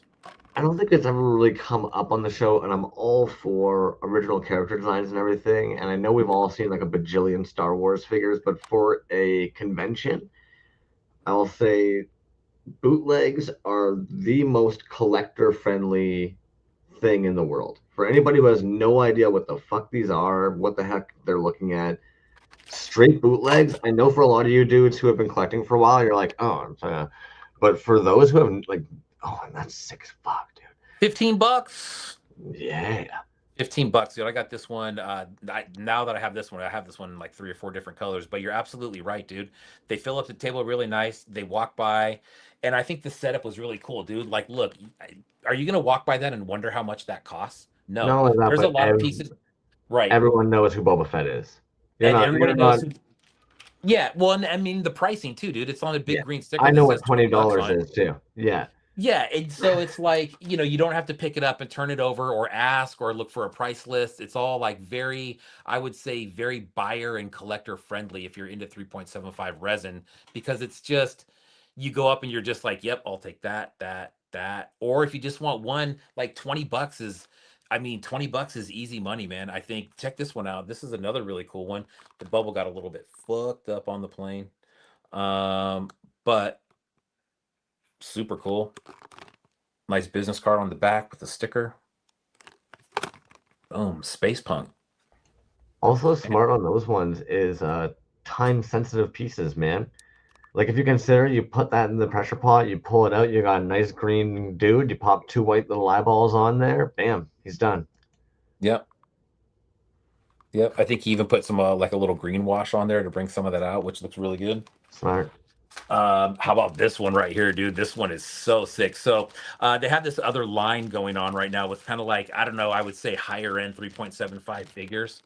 But these are just backed up, and they were still at the nice price. I think they were a little bit over 20.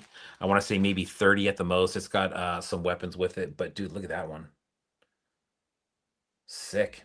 Why are big fucking shoulders so cool? I know. We've been talking about that, over the last few weeks. That's a good one, man. Space Punk right there. That one did come with a couple weapons. So all those were Space Punk. Next one that I got is Brynwood Creations, who is also Slipshod here in the in the chat. Dirty Yeti, what's up, my man? I know it's like lame and weird, but I was actually stoked as all hell to see one that they were actually there, and two that you managed to get some of their pieces, man. Because I know we've pulled them up a few times, so it's like hell yes. Yes, dude. Oh, neat. Yeah, cool, cool, cool, Yes. cool, cool. The Skoblin, Skoblin, the Skoblin from Brynwood. This is like a kind of It's like a keshi type material. Rubber. Yeah, and it's but it's kind of bendy. Yeah, yeah. Uh And it's then the definitely equipment is hard resin. no. Oh, Well, it's squishy too. yeah, it feels kind of squishy too. Mm. So it's definitely harder. You know what? Actually, it's probably harder than the body. You're right. It's a I little just more think that's rigid. so smart, dude. And then they sit in the vehicles so nicely too. Yeah, dude, the vehicles are super cool. Um, but there was plenty of these. They had a lot of stuff at their table. Brynwood, Brynwood. Check out that account. But there's all kinds of stuff on there. He's a leather craftsman. He does resin work. He does this Keshi style work, but that is a Scoblin from Brynwood Creations. Thank you, dude. Pleasure meeting you. That's a very cool one. This last one, it's two pieces. There's actually three artists involved because Connor Graves Studios is the one who painted these. And dude, I totally butchered his name on the thing on the post. I put Connor. It's Conner. All right. I couldn't correct that because I would have had to redo the graphic and all that. I'm sorry, dude. Connor Graves. This was another new one for me over at Assembly Required. Super cool, dude. His paint work is just phenomenal, man. He had a really good table. He actually was table partners with Gong Kong. And so they had a super sick table, man. They were right next to Kajin Cave as you walked in on the left-hand side. Um, but this is an auger from Epoch. Super, super sick, man. Jeez. Yeah, dude, about 7.5 inches tall. This colorway, he's calling it Turbo Tide, is what this one is, man. This figure was an original sculpt from Epoch. And originally, man, this one came out fourth quarter of 24, August-ish of 24 is when the figure came out. But yeah, 100% sculpted by Epoch, original figure, man, super sick. But the paint on it, man, awesome work, dude. I saw this. I think this was the first thing I saw on his table, and I picked it up right away. But that's some badass paint, dude. What a fucking sick figure, too. Mm. Yeah, they Connor, really made the great. most of that. Yeah, man. There's some good shots as well on Connor Graves' page. But yeah, what a sick looking figure, dude. Really, really cool on the paint. The one thing that I didn't ask what color the base color of this was. Um, because I don't think just by looking at it, and kind of going through Epoch's page, man, I don't think he's done a blank of any of these. I think this is 100% painted. Um, so yeah, sick one right there. That one's cool. This one has a couple different pieces with it, dude. This is from Dreams of Robots. Which is also cool, man, because I don't have any Dreams of Robot pieces. So this kind of took care of Dreams of Robots and Connor Graves for me. But this one right here, man, Siege Fortress Iron Berserker is what this one is. And this piece actually goes back to 23. And this piece was produced by Dreams of Robots in collaboration with Last Bastion Studios on this one. About 10 inches tall vinyl. It does have some accessories with it, which are super sick. Uh, the paint on these, man, I mean, the blue, the red, and the yellow. The blue red combo is one that I am always a fan of just because of the contrast. I think really pops, like no matter how you do it. And then with the yellow details on there, super, super sick. Again, Connor Graves on the paint, Dreams of Robots on the piece here. But so damn cool, man. Look at that. Japanese robot style. Yeah, that's. Awesome piece, dude.